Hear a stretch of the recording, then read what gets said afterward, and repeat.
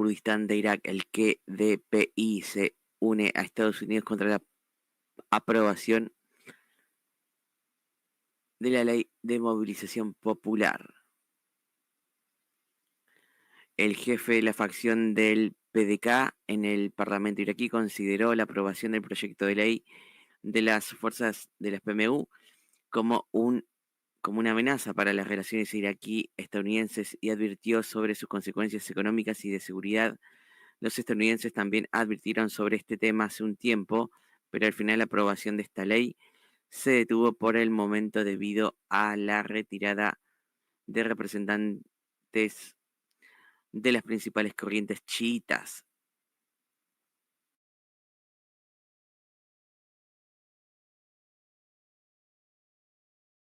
Las declaraciones de Saban Kalali, jefe de la facción del Partido Democrático del Kurdistán, PDK, indican la profunda preocupación de las corrientes políticas kurdas por las consecuencias internas y externas de la aprobación del proyecto de ley de las Fuerzas de Movilización Popular. Refiriéndose a la posibilidad de romper las relaciones entre Bagdad y Washington y la retirada completa de Estados Unidos de Irak, consideró que esta ley es una grave amenaza para la estabilidad económica y de seguridad del país. Al mismo tiempo, su énfasis en boicotear las sesiones parlamentarias con insatisfacción con las políticas fiscales del gobierno central contra la región del Kurdistán sugiere que esto no es simplemente una disputa militar o de seguridad, sino parte de una brecha político-económica más profunda entre Bagdad y Erbil, una brecha que podría entrar en una fase más sensible con los nuevos acontecimientos. Recientemente, funcionarios estadounidenses advirtieron explícitamente sobre un nuevo proyecto de ley para las fuerzas de movilización popular en el Parlamento iraquí.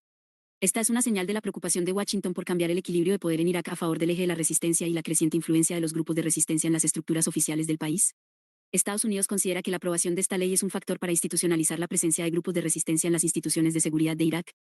Por otro lado, la reunión entre el encargado de negocios estadounidense y el primer vicepresidente del Parlamento iraquí al respecto indica los fuertes esfuerzos de Washington para ejercer presión política y diplomática sobre la estructura legislativa iraquí con el fin de evitar la aprobación de leyes que puedan cambiar las ecuaciones geopolíticas de la región en contra de los intereses de Estados Unidos. Las herramientas del federalismo y los kurdos del norte también pueden hacer que el gobierno central de Irak vacile en la toma de decisiones que sean en el mejor interés de este país. Bueno, eso es difícil lo que sucede allí entonces en Irak, ¿no?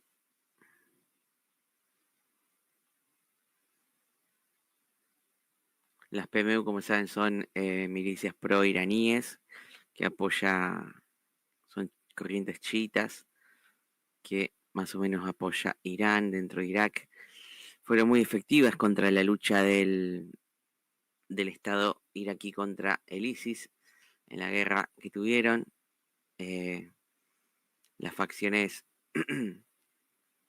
chiitas y las fuerzas chiitas fueron la clave para ganar al ISIS, al Daesh, y son prácticamente aquí héroes allí en su país, ¿no? Los del PMU. Así que las fuerzas del PMU se habla mucho que quieren ser integradas dentro del ejército, ¿no? Como una fuerza armada dentro del ejército y demás, ¿no? Es una milicia popular. Y bueno, pasamos al tema de Irán.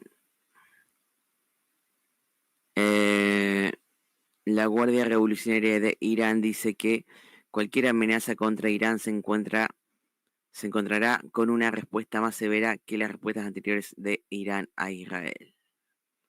Esto fue hace 7 días. A ver. Irán ahorcó a un destacado científico nuclear, por supuestamente ayudar al Mossad y facilitar el asesinato de colegas científicos por parte de Israel durante la guerra de junio. Las autoridades dicen que filtró información clasificada y se reunió con manejadores en Austria. 10 presuntos espías israelíes han sido ejecutados desde junio. El Ministerio de Relaciones Exteriores del Líbano. Las declaraciones de Arakchi sobre cuestiones internas libanesas son inaceptables y condenadas. Vemos esto. Jefe del Estado Mayor israelí Eyal Zamir, Israel tiene la capacidad de crear nuevas fronteras de seguridad, en todos los frentes, a través de ataques continuos contra nuestros enemigos. Continuaremos luchando en todos los frentes, y el eco de nuestras incursiones se escucha en todo el Medio Oriente. Saltar al mapa. Tel Aviv-Yafo, Distrito de Tel Aviv, Almohadilla Irán, Almohadilla Israel, Palestina, Almohadilla Hezbollah. Ver más. Irán. Las bases y depósitos de misiles del IRGC están siendo destruidos en las zonas montañosas de Yazd por intensos ataques aéreos israelíes. Siria. Aviones de combate bombardean barrios de la ciudad de Idlib. Israel-Palestina. Una foto de la incursión que tuvo como objetivo el área de Al-Lailaki hace poco. 14 de agosto de 2025. Ucrania, Israel, Palestina, Irán, Siria. Seleccionar regiones. Noticias en vivo. Idioma. Hora. Llave. Trump en Truth Social dice ahora que el arsenal nuclear que está siendo creado por Irán ha sido totalmente destruido. Es muy importante para mí que todos los países del Medio Oriente se unan a los acuerdos de Abraham. Esto asegurará la paz en el Medio Oriente. Tesoro de Estados Unidos. Las sanciones relacionadas con Irán incluyen a personas y entidades. Vemos esto. Las fuerzas de seguridad iraníes volvieron a arrestar a la activista civil e investigadora de trabajo infantil Elam Salehi en su casa en Teherán y la trasladaron a un lugar no revelado. Hace 5 días. Declaración del Ministerio de Relaciones Exteriores iraní sobre la declaración de Armenia-Azerbaiyán negociada por Trump. La República Islámica expresa su preocupación por las consecuencias negativas de cualquier forma de intervención extranjera, especialmente cerca de sus fronteras compartidas, que podría socavar la seguridad y la estabilidad duradera de la región. Saltar al... Ok, estamos entonces hace 4 días. El secretario de Estado de los Estados Unidos, Marco Rubio, dice que Donald Trump ordenó ataques aéreos contra instalaciones nucleares iraníes en junio de una manera que limitó el alcance del conflicto y evitó una guerra más amplia. Sí, a pedido de Israel seguramente, que ya no podía seguir aguantando el bombardeo iraní. Vamos a leer esto. Aquí. Un video muestra a los residentes de la ciudad de Babolsar, en el norte de Irán, protestando frente a la oficina local de electricidad el domingo por los repetidos cortes de energía.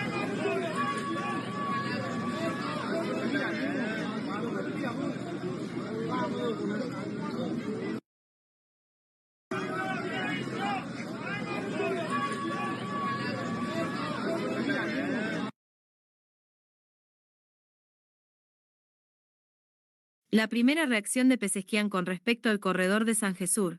Con respecto a este corredor, debo decir que el tema no es tan exagerado como se informa en las noticias, y de acuerdo con la información que tenemos, las demandas de Irán con respecto a la integridad territorial se han cumplido. Bueno, ya lo habíamos leído un poco en el tema del Cáucaso, ¿no? Secretario del Consejo de Seguridad Nacional de Irán, se está preparando un acuerdo de seguridad con Irak. Armenia e Irán celebrarán consultas hoy y mañana, dice el ministro de Relaciones Exteriores de Irán. Eso lo leímos. Netanyahu.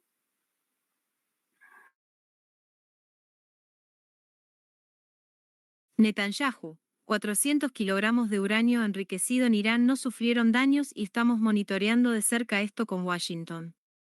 Estamos en alerta máxima por la posibilidad de que Irán intente reconstruir su programa nuclear. CE 19 horas. A ver, ministro de Defensa de Irán, las Fuerzas Armadas iraníes están preparadas para enfrentar cualquier nuevo ataque de Estados Unidos e Israel. Hace 14 horas. Ministro de Relaciones Exteriores de Francia, Irán no ha respondido a nuestra oferta de suspender temporal y condicionalmente la reimposición de sanciones para permitir las negociaciones. Bien, leemos lo de Egipto. A ver. El ministro de Relaciones Exteriores de Egipto, Badr Abdelati, habló por teléfono con el ministro de Relaciones Exteriores iraní, Abbas Araghchi, y el jefe del OIEA, Rafael Grossi, por segunda vez en una semana, dijo Cairo, en un aparente intento por revivir la cooperación entre Irán y el OIEA.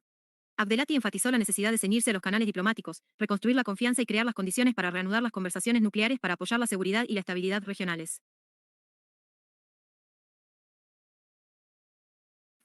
Pues no creo que vuelan a los iraníes a la OEA luego de todo lo que pasó, ¿no?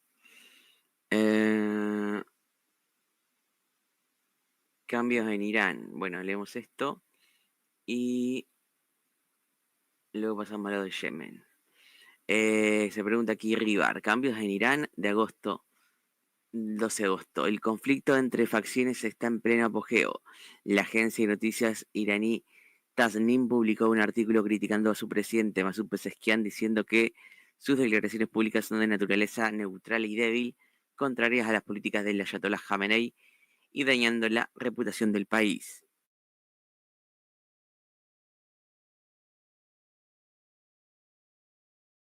¿Qué dijo mal Pezeshkian?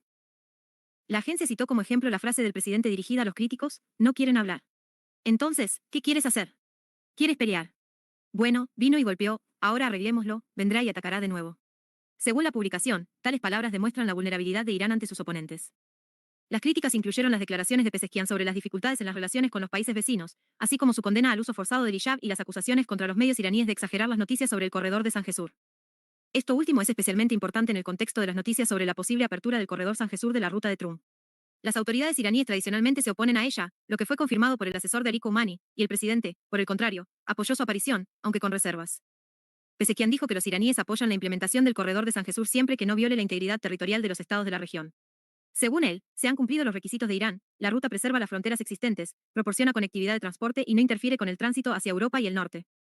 La presión actual sobre el presidente iraní por parte de los medios iraníes es esencialmente una señal. En Irán, la lucha política interna entre las facciones vuelve a estallar. Los pezeshkianos son reformadores liberales. Tasnim pertenece a un estrato más conservador. Los reformistas están tratando cada vez más de actuar en la arena política después de la guerra con Israel. Y el expresidente Hassan Rouhani salió de las sombras, y Ahmadinejad. Los reformistas tradicionalmente abogan por el acercamiento a Occidente, es decir, no están en contra del corredor de San Jesús, que es lo que dijo Pezeshkian. Al mismo tiempo, dijo que se cumplían las condiciones de Irán, pero no es así. ¿Cómo se pueden cumplir los requisitos si aún no hay corredor? Por lo tanto, los temores de los líderes del IRGC y los conservadores son bastante comprensibles, y no quieren la implementación de una ruta extraterritorial. La confrontación actual es solo uno de los episodios de la larga lucha dentro del clan, que se intensificó después de la guerra de 13 días. Y luego tales contradicciones aumentarán, porque si el presidente va en contra del líder supremo, entonces es obvio que la presión sobre Pezeshkian crecerá. Ribar. Bueno, sí, la situación en Azerbaiyán no es muy amistosa, ¿no? Aunque ellos lo quieren maquillar allí, Pezeshkian lo quiere evitar, quiere tener un trato falso con los azeríes, pero saben muy bien de que son un agente israelí allí. Y también está el tema de Turquía, ¿no? Que está detrás de la OTAN y todo en la cuestión. Bueno, vamos al tema de Yemen entonces.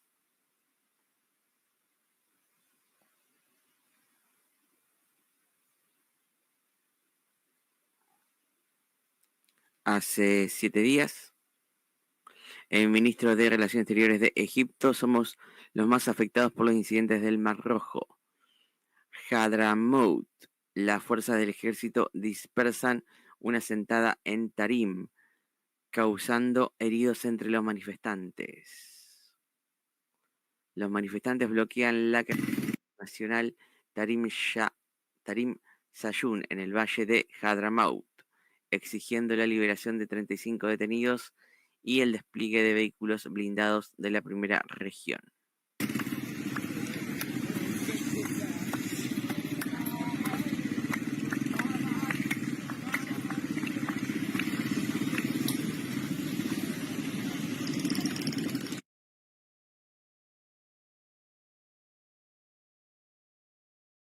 Taís: protestas populares debido al deterioro de los servicios y la corrupción generalizada.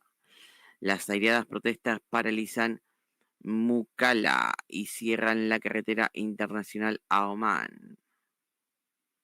Tenemos una foto.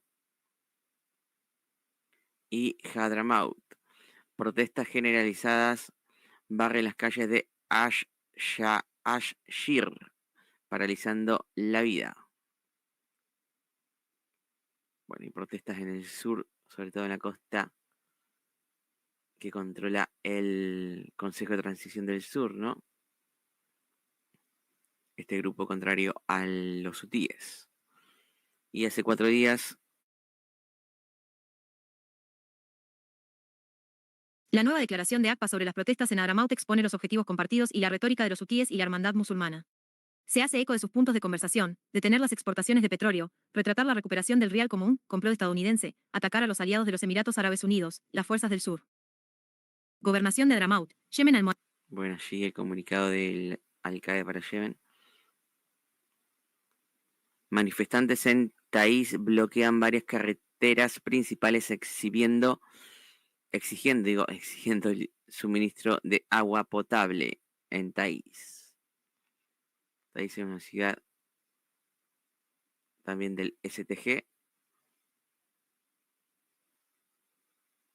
el Consejo de Transición del Sur, que está en contra de los hutíes. Él sería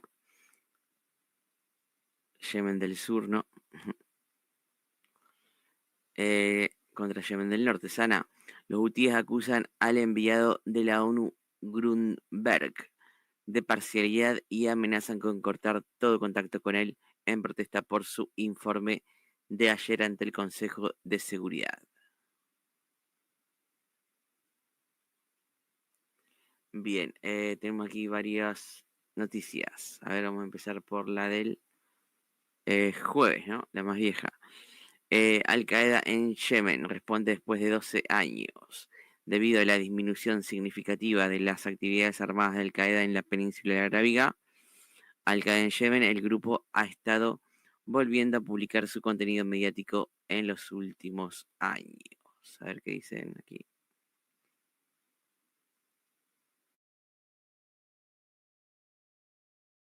El 6 de agosto de 2025, el Instituto Al-Malaim, el brazo mediático de Al-Qaeda en Yemen, publicó un vídeo de sus antiguos archivos, parte del cual estaba relacionado con las declaraciones inéditas de uno de sus terroristas suicidas en el atentado de 2013 contra el centro militar de Bafkus, cerca del área de Al-Nasima en la provincia de Sawa.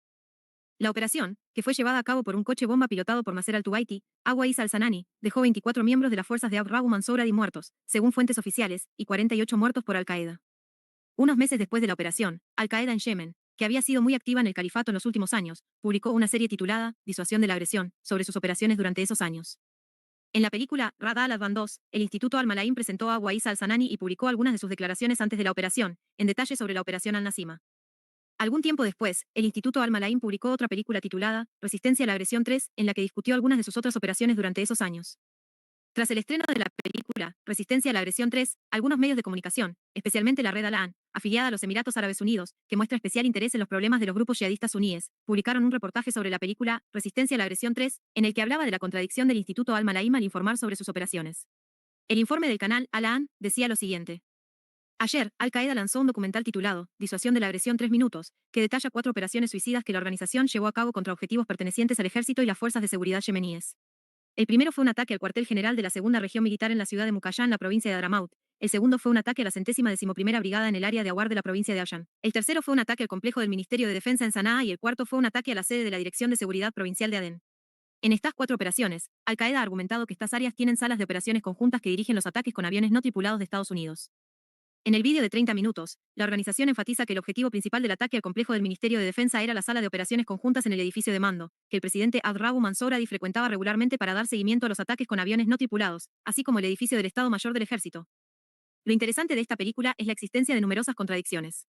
Por ejemplo, el vídeo detalla el ataque suicida contra la 111ª brigada en el área de Awar de la provincia de Ashan que tuvo lugar hace unos meses, afirmando que el atacante suicida era un hombre llamado Abu Asem al-Mohir y que el ataque se llevó a cabo con una camioneta bomba.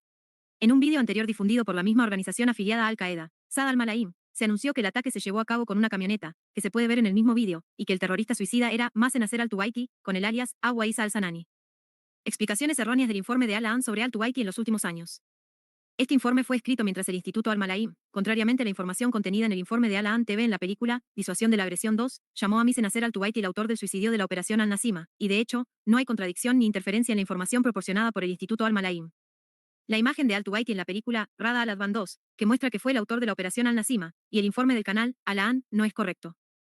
Hoy, después de 12 años, Al-Malaim presentó partes de los discursos de al-Tuwaiti que no publicó en Rada al-Advan 2 en forma de la serie, y archive al-Mujahideen, destacando que al-Tuwaiti fue uno de los agentes de la operación Al-Nasima. Una captura de pantalla de un vídeo reciente de Al-Malaim que publicó partes inéditas de los comentarios de al-Tuwaiti. Cabe señalar que la red Al-An, con sede en los Emiratos Árabes Unidos, que presta especial atención a los grupos yihadistas y extremistas sunitas, suele publicar informes muy detallados sobre estos grupos que no pueden ser verificados por audiencias desinformadas y pueden crear la impresión de que proporcionan información precisa, mientras que los expertos en este campo de estudio pueden descubrir las afirmaciones falsas contenidas en los informes de la red Al-An. El sitio web de Islamic World Development se ha ocupado anteriormente de parte de la información errónea contenida en los informes de la red Al-An. Vale la pena mencionar que los portales de medios afiliados a Al-Qaeda en Yemen han estado republicando las producciones anteriores del grupo en los últimos tiempos, a la luz de la disminución significativa de las actividades del grupo. Mientras tanto, una de las producciones mediáticas más importantes de Al-Malaim, el brazo mediático de Al-Qaeda en Yemen, fue la revista Inspiration, que se ocupó de las operaciones de lobos solitarios, especialmente en Europa y Estados Unidos en los últimos años. Además de publicar un nuevo número de Inspire en las últimas semanas, Al-Malaim también ha puesto a disposición en sus portales los números anteriores de esta revista. Bueno, eso es lo que sucede allí en Yemen. También tenemos el sueño de Israel para los hijos de Ali Abdullah Saleh el día jueves. La Agencia de Inteligencia Extranjera de Israel, el Mossad, en un plan de seguridad coordinado por los Emiratos Árabes Unidos y Arabia Saudita, pretende explotar a los hijos de Ali Abdullah Saleh y los miembros del Partido del Congreso Popular en Sana. El plan tiene como objetivo debilitar la posición política del movimiento Ansar Allah y atraer círculos de espionaje para llevar a cabo operaciones de asesinato en Sana. Vamos a leer todo esto.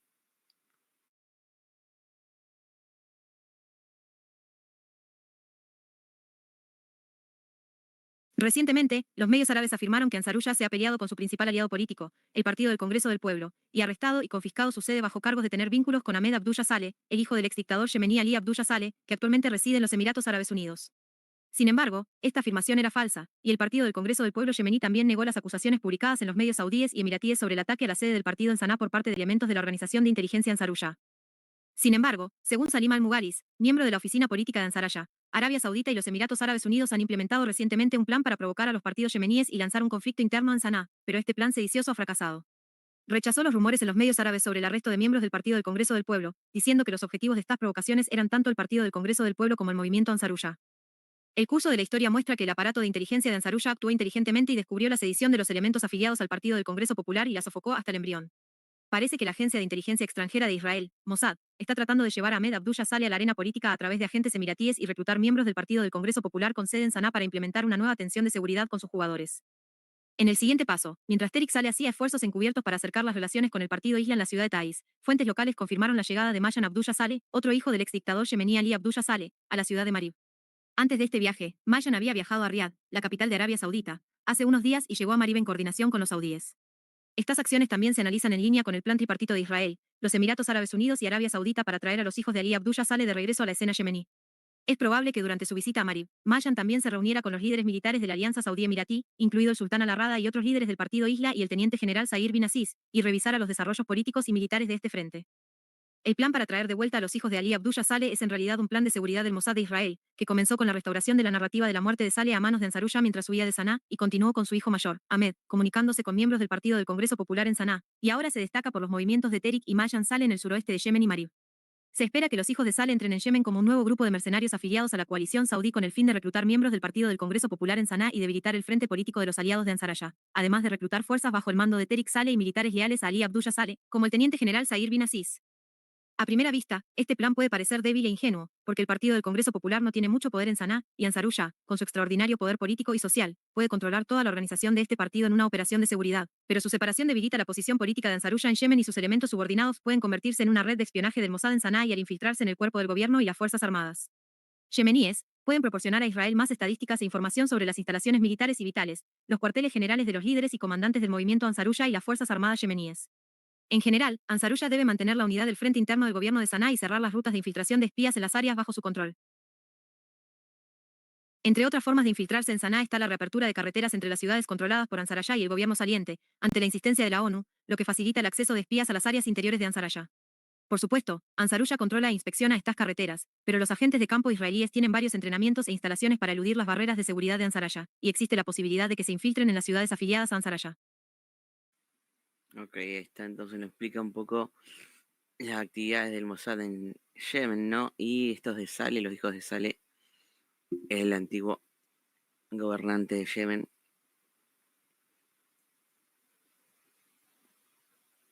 que están en contra de los hutíes. Bueno, aquí el líder de los hutíes dice: la estúpida propuesta de desarmar a la resistencia es una demanda israelí estadounidense el día viernes.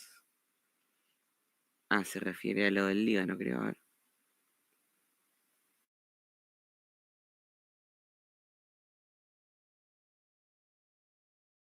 Partes importantes del discurso de Sajid Abdul Malik Badr al-Din al-Houthi sobre los últimos acontecimientos en la región y Palestina. El sufrimiento del pueblo palestino se ha intensificado por quinto mes consecutivo desde la prohibición de que la ayuda ingrese a la Franja de Gaza. Este bloqueo se ha impuesto con la complicidad de algunos países árabes y occidentales y se ha convertido en un terrible desastre y una hambruna sin parangón en el mundo. Más de 22.000 camiones de ayuda humanitaria de las Naciones Unidas y otras organizaciones están estacionados a las puertas de la Franja de Gaza, y el enemigo israelí les impide entrar en un crimen horrible. Esta tragedia es desafortunada y vergonzosa para el mundo, especialmente para los musulmanes y los árabes. Si el enemigo ocupa completamente toda la Franja de Gaza, incurrirá en costos y pérdidas enormes y significativos, y si Dios quiere, será derrotado. El enemigo israelí afirma que ha recibido el permiso de Estados Unidos para escalar la tensión en la Franja de Gaza, lo que significa que Estados Unidos continuará apoyándolos en todos los aspectos. Esto significa que no les importa el destino de sus cautivos. Los árabes están pidiendo a Estados Unidos y Europa que ayuden a detener la guerra y entreguen ayuda a la Franja de Gaza. Esta es una posición desafortunada y vergonzosa. Con este nivel de brutalidad y belicismo por parte del enemigo, algunos árabes dicen que la solución está en desarmar a la resistencia. Frente a los crímenes y la opresión de los sionistas, los genios árabes han llegado a la conclusión de que la solución radica en desarmar a Hamas, a los grupos palestinos y a Hezbollah. Su estúpida propuesta es solo una demanda israelí-estadounidense. Qué tonto es decir a la víctima de la guerra y la opresión cuya tierra está ocupada que su país debe estar desarmado y que las armas más simples a su disposición deben rendirse. Todo el mundo sabe que el poder militar es una de las primeras necesidades y necesidades para enfrentar a los enemigos y los peligros de los criminales y opresores. El único elemento disuasorio que ha impedido el regreso del enemigo israelí del Líbano es el arma que portan los hombres fieles. El ejército libanés no tiene las capacidades y los recursos para proteger a su gobierno. Si lo fuera, lo habría protegido en el pasado. El peligro es mayor ahora, y el ejército libanés es más débil que en el pasado con sus capacidades actuales. La cuestión palestina no es una cuestión nueva, y el problema del pueblo palestino desde el principio fue que no estaba preparado para hacer frente a la amenaza sionista militarmente, y el apoyo de los árabes no era suficiente. La creencia religiosa judía es la base inicial del proyecto de usurpar Palestina y áreas como el Levante, Irak, Egipto y una gran parte de la península arábiga, incluida la Meca y Medina. La visión judía de otros grupos étnicos, principalmente musulmanes y árabes, es que ni siquiera están en el nivel humano. En algunos textos talmúdicos, son incluso inferiores a los perros y cerdos en estatus, y los musulmanes son una nación maldita que debe ser destruida. El embajador de los Estados Unidos afirma falsamente que Dios eligió al pueblo judío para guiar a las naciones y les dio tierras. Mientras tanto, los árabes se dirigen a los estadounidenses para rogarle que devuelva Palestina. Desde la perspectiva estadounidense, la tierra de los judíos abarca no solo Palestina, sino toda la región. Los estadounidenses aún no se han disculpado con Japón por destruir a sus ciudadanos con la bomba atómica. Estados Unidos e Israel, con todos sus crímenes y atrocidades, son los que no pueden poseer armas y capacidades militares. La estrategia de los dos gobiernos se ha presentado una y otra vez para engañar, década tras década, y ha llegado a este día después de 77 años. La frustración de los israelíes fue expresada por Amos Yadlin, el ex jefe de la inteligencia militar israelí, quien dijo que Israel está decayendo, hundiéndose en Gaza y acercándose a un profundo fracaso estratégico. Las declaraciones de los líderes sionistas sobre las opciones de una ocupación completa de Gaza confirman que esto no significa el fin de la batalla y el fin de Hamas, sino más bien una prolongada guerra de desgaste. Esta semana, se llevaron a cabo 14 operaciones con misiles y drones. Estas operaciones se dirigieron al aeropuerto de Lot y objetivos enemigos en Jaffa, Haifa y Askelon, así como al norte del Mar Rojo. Si Estados Unidos, Israel y los europeos se enfrentaran a una reacción popular en países árabes e islámicos como Yemen, estarían aterrorizados y sus decisiones tendrían un impacto significativo. Las posiciones correctas basadas en la guía y los mandamientos de Dios purifican a una persona y la acercan a Dios y aumentan su conciencia, perspicacia y sabiduría. Hago un llamamiento a nuestro querido pueblo para que participe mañana en la enorme marcha de millones de yihadistas en el camino de Dios y en apoyo del pueblo oprimido de Palestina y de sus queridos mujahidines en la capital y en otras provincias. Ok, esta es la situación entonces de lo que sucede en Yemen. Era sabido que iba a apoyar, ¿no?, a la milicia libanesa. El líder yemení. Drones yemeníes atacan el aeropuerto Ben Gurion y objetivos vitales en Beersheba y Ashkelon el día sábado. Las Fuerzas Armadas yemeníes de los hutíes utilizaron 3 drones suicidas explosivos para atacar el aeropuerto Ben Gurion en las afueras de Tel Aviv y objetivos vitales en las áreas de Ashkelon y Beersheba.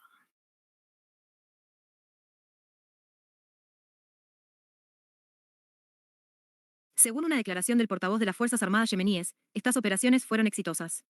Las Fuerzas Armadas yemeníes, al tiempo que instaron una vez más a la Umma Islámica y árabe a apoyar a Palestina, advirtieron a las empresas que cooperan con los puertos de la Palestina ocupada y les pidieron que detuvieran esta cooperación para proteger a las tripulaciones de sus barcos.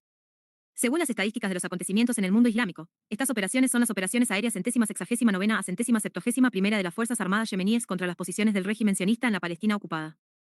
Las operaciones de las Fuerzas Armadas yemeníes para apoyar al pueblo palestino y a la resistencia en la batalla contra el régimen sionista comenzaron el 19 de octubre de 2023 en el territorio palestino ocupado y en la ruta marítima del Golfo de Adén Mar Rojo. La operación culminó con la incautación del barco israelí Galaxy Leader y los continuos ataques con misiles, drones y zapas a más de 210 barcos vinculados a Israel, lo que llevó a la suspensión del transporte marítimo por parte de empresas sionistas a través del Mar Rojo.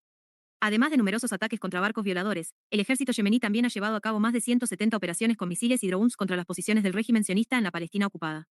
Además, 3 F-18 Super Hornets y 22 drones MQ-9 estadounidenses fueron derribados durante la batalla yemení con la coalición estadounidense-británica. La gran afirmación de las fuerzas de Tariq Saleh, descubrimos la línea de suministros de Irán a Yemen el día lunes. Las fuerzas de Tariq Saleh afirmaron recientemente que habían obtenido información importante sobre la línea de suministros de Irán a Yemen a través de las confesiones de los agentes de Al-Zarwa, revelando la naturaleza de la red en Al-Judeida y Bandar Abbas.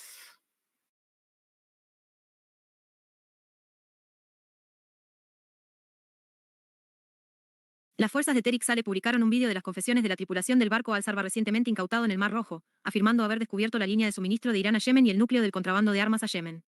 Según el informe, un equipo de 7 miembros del Cuerpo de la Guardia Revolucionaria Islámica, IRGC, y Hezbollah está contrabandeando armas a Yemen utilizando países árabes, asiáticos y africanos. Según las confesiones de la tripulación de Al-Zarwa, 4 de los miembros de la tripulación del barco confesaron haber contrabandeado carga iraní desde Bandar Abbas a Somalia y luego al puerto de Saleh frente a la costa de Al-Jodeida. Otros 3 también estuvieron involucrados en el contrabando de varios envíos a través de Djibouti. El barco de Al-Zarwa también fue a Djibouti y luego tenía la intención de trasladarse a Al-Jodeida, pero fue capturado por los agentes de Tariq Saleh en medio del camino.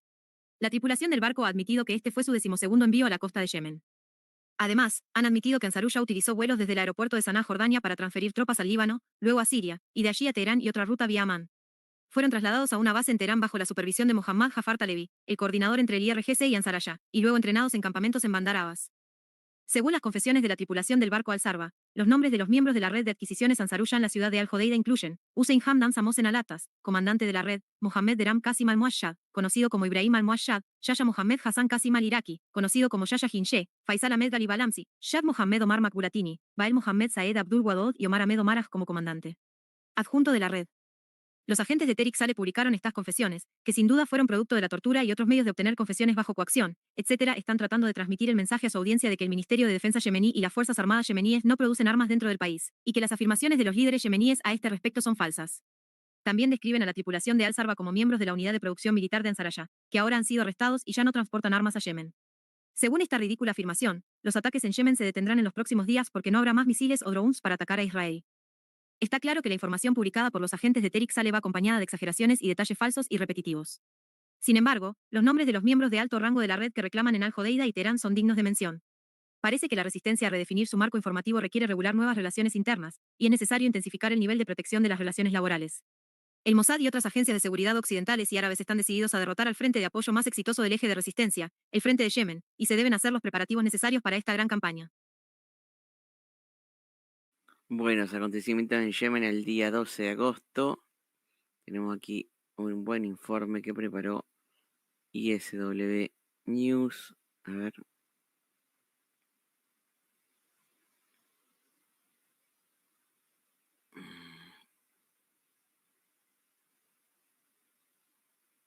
Ok, vamos a... Mientras cargan las fotos, vamos a leer esta que es más corta. Ataques con drones del ejército yemení contra la Palestina ocupada. Del día miércoles. Durante 4 operaciones militares, las Fuerzas Armadas yemeníes utilizaron 6 drones suicidas para atacar las posiciones vitales del régimen sionista en las áreas de Haifa, el Negev, Beersheba y Eilat.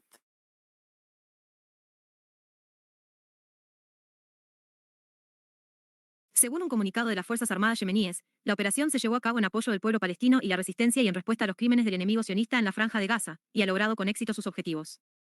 Según las estadísticas de los acontecimientos en el mundo islámico, estas operaciones son las operaciones aéreas 172 a 175 de las Fuerzas Armadas yemeníes contra las posiciones del régimen sionista en la Palestina ocupada.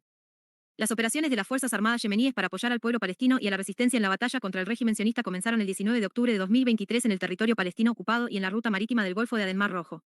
La operación culminó con la incautación del barco israelí Galaxy Leader y los continuos ataques con misiles, drones y zapas a más de 210 barcos vinculados a Israel, lo que llevó a la suspensión del transporte marítimo por parte de empresas sionistas a través del Mar Rojo. Además de numerosos ataques contra barcos violadores, el ejército yemení también ha llevado a cabo más de 170 operaciones con misiles y drones contra las posiciones del régimen sionista en la Palestina ocupada. Además, 3 F-18 Super Hornets y 22 drones MQ-9 estadounidenses fueron derribados durante la batalla yemení con la coalición estadounidense-británica. Ok, seguimos adelante. Vamos a ver esto del informe bien detallado de ISW. Tenemos aquí varios puntos bastante completos, ¿no? A ver. Día martes fue publicado, el 12 de agosto. El ejército de Estados Unidos está instalando misiles Coyote y Roer de bajo costo en los destructores de la clase Arleigh Burke de su marina para contrarrestar los ataques con aviones no tripulados en Yemen. El costo de un misil Coyote Block 2 es de aproximadamente $100,000, mientras que la flota estadounidense usó el misil SM-2 en conflictos anteriores para contrarrestar los drones suicidas yemeníes, cuya construcción costó alrededor de $2 millones. 1. Issam al-Assad, miembro de la oficina política de Ansarullah, responde a las falsas afirmaciones de Netanyahu y Trump sobre la atribución de la causa del hambre de Gaza a Hamas. La afirmación de que Hamas ha robado ayuda humanitaria es la justificación más ridícula para el hambre. Con esta mentira, los sionistas iniciaron el crimen de hambre contra Gaza, y los medios saudíes y emiratíes los apoyaron, al igual que anteriormente justificaron el bloqueo de Yemen con el mismo pretexto de que los hutíes estaban robando ayuda. Nuestro pueblo no pide caridad, pero quiere que se levante el asedio y se ponga fin a la agresión. El 3 de agosto, el gobierno filipino envió una carta oficial al gobierno yemení agradeciendo a los marineros filipinos por salvar la vida del barco Eternity Sea, que recientemente había violado una prohibición de envío a puertos israelíes y se hundió en el Mar Rojo. El viceministro de Relaciones Exteriores de Filipinas, Eduardo de Vega, dijo: la tripulación del Eternity Sea se encuentra ahora en Saná, la capital de Yemen, y esto facilita que nuestro cónsul honorario organice una reunión con ellos. Agradecemos el rescate de los marineros filipinos. El pueblo yemení ve esto como algo relacionado con los acontecimientos actuales en Gaza, y también pedimos un alto el fuego en Gaza y pedimos a la comunidad internacional que trabaje para detener el conflicto en Gaza. Cabe señalar que el Eternity Sea es propiedad de la compañía naviera griega Cosmos Ship Management S.A., que trabaja en estrecha colaboración con Israel.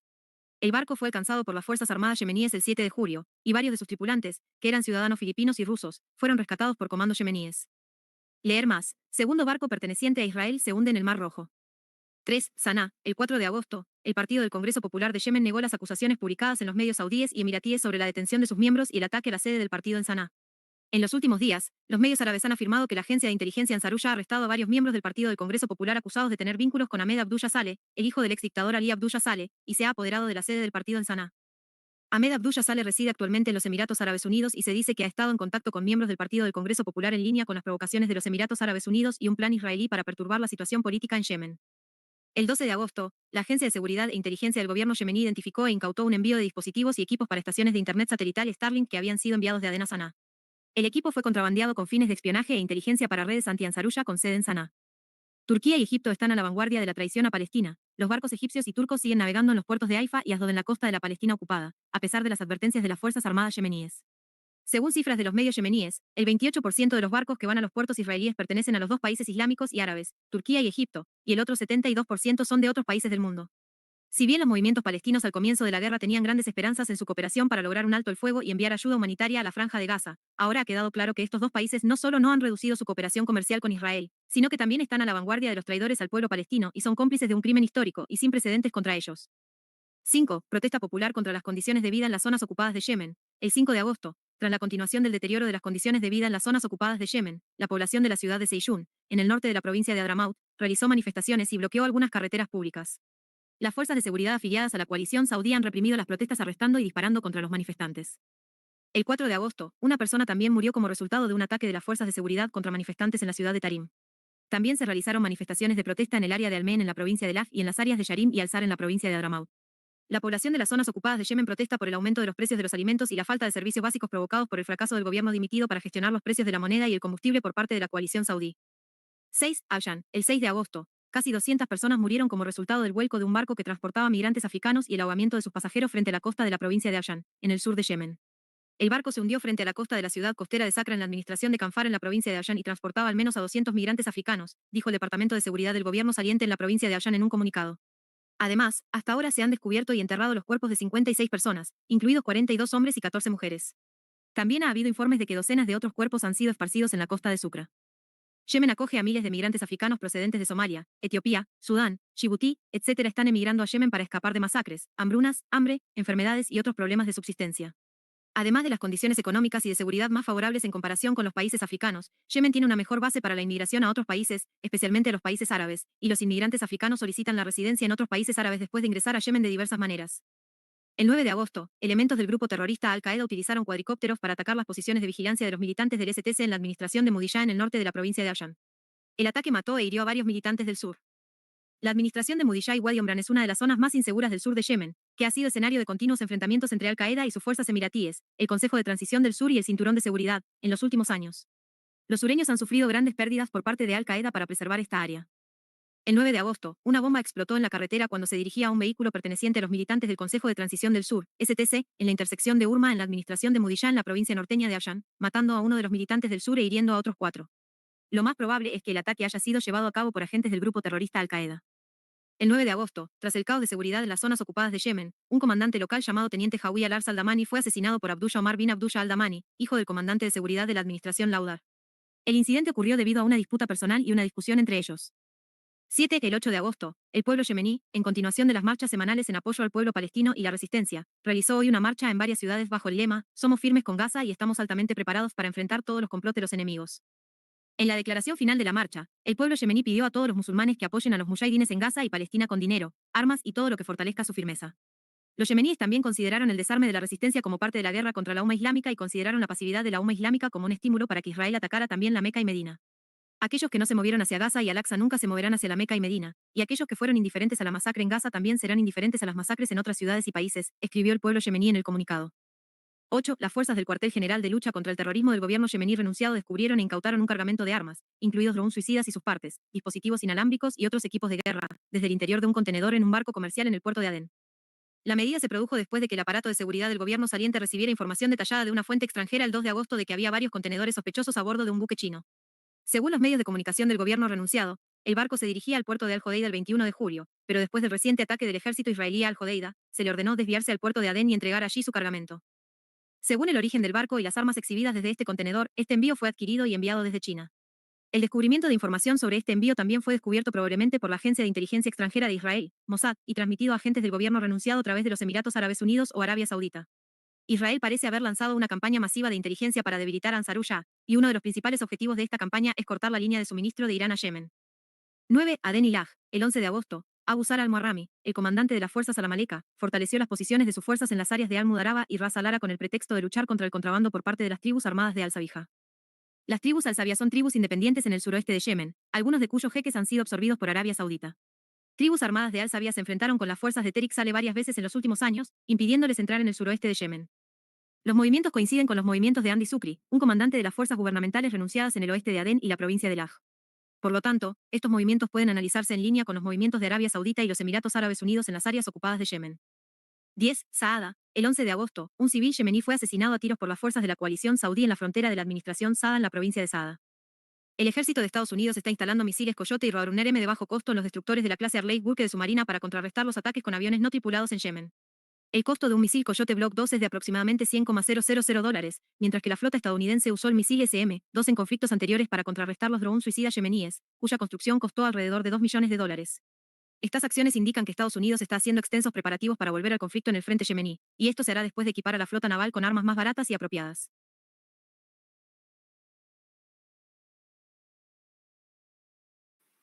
Ok, está entonces la foto, bueno, eran estas, ¿no? Las protestas que hubieron en el...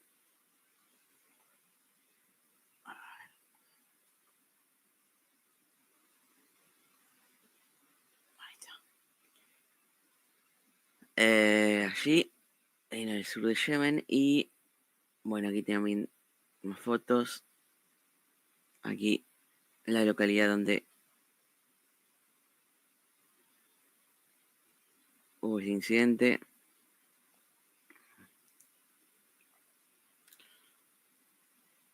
Aquí una manifestación en apoyo a Palestina. Bueno, aquí los equipos incautados que hubieron del contenedor este. Como ven, hay drones, armamento de distinto tipo.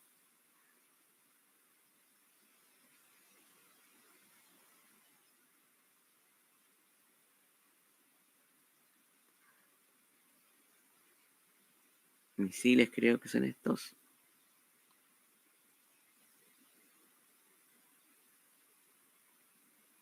Ok.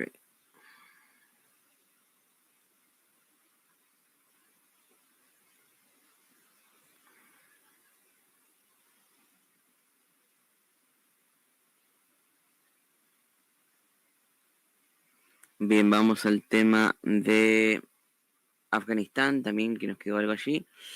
Tenemos hace 7 días en Afganistán los talibanes asaltan salones de belleza subterráneos para mujeres en Kabul. Hace 5 días el ejército de Pakistán dice que 33 militantes de Talibán Pakistán murieron en una redada nocturna cerca de la frontera con Afganistán y el primer ministro Shehbaz Sharif elogió la operación como un éxito. Y bueno, aquí un artículo que nos analiza la situación entre Estados Unidos y los talibanes, un estudio de las relaciones entre los talibanes y en las últimas 3 décadas y el futuro de estas relaciones del día miércoles. Bueno, allí citan varias fuentes, a ver.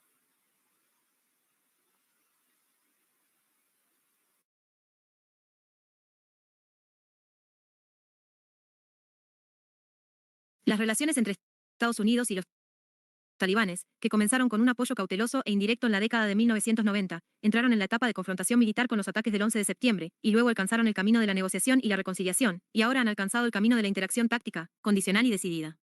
En estas relaciones, aunque los talibanes han estado tratando de profundizarlas tras recuperar el poder en 2021, Estados Unidos ha puesto en agenda interacciones limitadas y condicionadas, junto con el apoyo financiero y las críticas al gobierno talibán en algunas zonas, y la evidencia disponible indica que esta situación continuará, al menos a corto plazo. Obviamente, los esfuerzos de los talibanes por profundizar las relaciones con Estados Unidos, las acciones reaccionarias de China, la República Islámica de Irán, Rusia, etc. seguirá. En las últimas 3 décadas, las relaciones entre los talibanes y Estados Unidos han sido uno de los componentes más importantes e influyentes de la geopolítica regional en el sur de Asia. Examinar las relaciones entre los talibanes y Estados Unidos siempre ha sido importante para la República Islámica de Irán, y ahora que los talibanes han confiado en las relaciones de poder de Afganistán, la importancia de examinar estas relaciones se ha duplicado. En este sentido, el presente artículo, con un enfoque histórico, analítico y futurista, examina las diferentes y complejas etapas de las relaciones entre los talibanes y Estados Unidos, desde el anuncio de la existencia del grupo en Afganistán hasta ahora, 1994 a junio de 2025, y el futuro de estas relaciones. Finalmente, los objetivos e intereses de las partes, desafíos, etc. son examinados en relaciones recientes. Relaciones entre los talibanes y Estados Unidos en la década de 1990, el primer gobierno talibán. Durante el primer periodo del gobierno de los talibanes, Estados Unidos, más que cualquier otra cosa, trató de presionar a los opositores a sus políticas regionales, incluidos los grupos fundamentalistas en Afganistán y otros países de la región como la República Islámica de Irán, Rusia, China, etc. Debido a las consecuencias y efectos negativos de la crisis afgana en la República Islámica de Irán y Rusia, los Estados Unidos no estaban dispuestos a hacer un esfuerzo real para resolver la crisis afgana.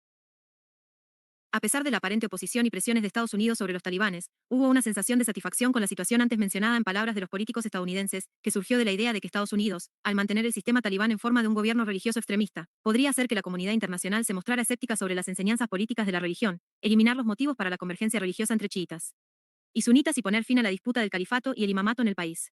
Encender entre la umma islámica y proporcionar los medios para el crecimiento del extremismo en la región, en consecuencia, la inseguridad de la región. En consecuencia, Estados Unidos había establecido inicialmente contacto con el Emirato Islámico y había calificado a este grupo de moderado, 1, y había puesto en su agenda el apoyo indirecto a los talibanes, 2. Al comienzo del establecimiento del gobierno talibán, esta política era la base de cualquier acción estadounidense en la geografía de Afganistán, pero gradualmente los estadounidenses pensaron que su mayor presencia física en la región les ayudaría a lograr sus objetivos a largo plazo. Los acontecimientos del 11 de septiembre se sumaron a la causa antes mencionada, y los estadounidenses, que buscaban una excusa para estar presentes en la geografía de Afganistán, rechazaron su petición de que Osama Bin Laden fuera entregado a este país por los talibanes, e invadieron Afganistán y pusieron fin al dominio talibán. Esta campaña fue la continuación de las interminables guerras en Afganistán y, de hecho, el cumplimiento de la estrategia estadounidense de perpetuar la inseguridad en la región. Relaciones entre los talibanes y Estados Unidos en las décadas de 2000 y 2011, el periodo de reactivación, luchas y negociaciones de los talibanes. Las estrategias no selectivas de la coalición ostensiblemente antiterrorista, así como la exposición de sus vulnerabilidades, llevaron a los talibanes, que habían sido revividos desde aproximadamente 2003, a adoptar una nueva estrategia y desgaste de la guerra y, en consecuencia, a sufrir más bajas de las fuerzas extranjeras en Afganistán, mientras que los gobiernos miembros de la coalición lucharon durante mucho tiempo y pagaron los costos humanos y financieros de una guerra tan larga en Afganistán. No tuvieron la anticipación y preparación necesarias. Esta estrategia, junto con la persistencia y tenacidad de los talibanes, así como la influencia de otros factores, llevó primero a algunos de los países europeos cansados de la guerra y luego a Estados Unidos a negociar con los talibanes. Este cambio en el enfoque de Estados Unidos y la OTAN allanó el camino para la formación de conversaciones de paz dentro y fuera de Afganistán, la más importante de las cuales fueron las conversaciones de paz directas entre Estados Unidos y los talibanes en Doha, Qatar, y la firma de un acuerdo en marzo de 2020. Según el acuerdo, las tropas estadounidenses y sus aliados se retiraron gradualmente de Afganistán y redujeron su apoyo al gobierno de Kabul. A medida que continuaba esta tendencia, los talibanes intentaron aumentar la geografía bajo su control en Afganistán con un conflicto mínimo y finalmente, en agosto de 2021, se apoyaron en posiciones de poder en Kabul, que muchos expertos creen que fue una de las disposiciones ocultas del acuerdo de Doha en Qatar. Relaciones entre los talibanes y Estados Unidos tras el regreso de los talibanes al poder el 15 de agosto de 2021. Desde la retirada de Estados Unidos de Afganistán y el regreso de los talibanes al poder en 2021, que coincidió con la participación de Estados Unidos en la guerra entre Rusia y Ucrania, Estados Unidos de América ha seguido una política de compromiso limitado con el gobierno talibán, sin reconocimiento diplomático del mismo, y con críticas al gobierno talibán en cuestiones de derechos humanos, mujeres, etc. Él lo ha seguido. Estados Unidos, consciente de la política a corto plazo de compromiso limitado con los talibanes y también debido a la falta de una opción alternativa estable en Afganistán, está tratando de profundizar sus medios de influencia sobre los talibanes a través de interacciones limitadas, así como la provisión de asistencia financiera, monetaria y humanitaria, y poder satisfacer sus otras preocupaciones de seguridad, incluida la creciente influencia de Rusia, China y la República Islámica de Irán en Afganistán, al tiempo que asegura sus propios intereses. En este momento, Estados Unidos no puede renunciar a Afganistán ni reconocer plenamente al gobierno talibán.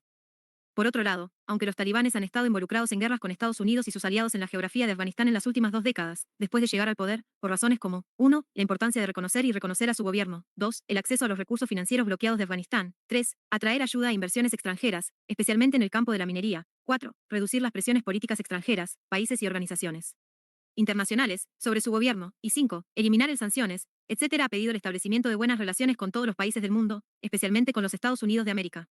En este sentido, el ministro del Interior de los talibanes declaró claramente que no ve a Estados Unidos como un enemigo. Más tarde, varios funcionarios talibanes de alto rango, como Mohammad Shakoo, Amir Khan Muttaqi y Abdullah Basic, se reunieron con el subdirector de la CIA y Tom West, el representante especial de Estados Unidos para Afganistán. En Qatar.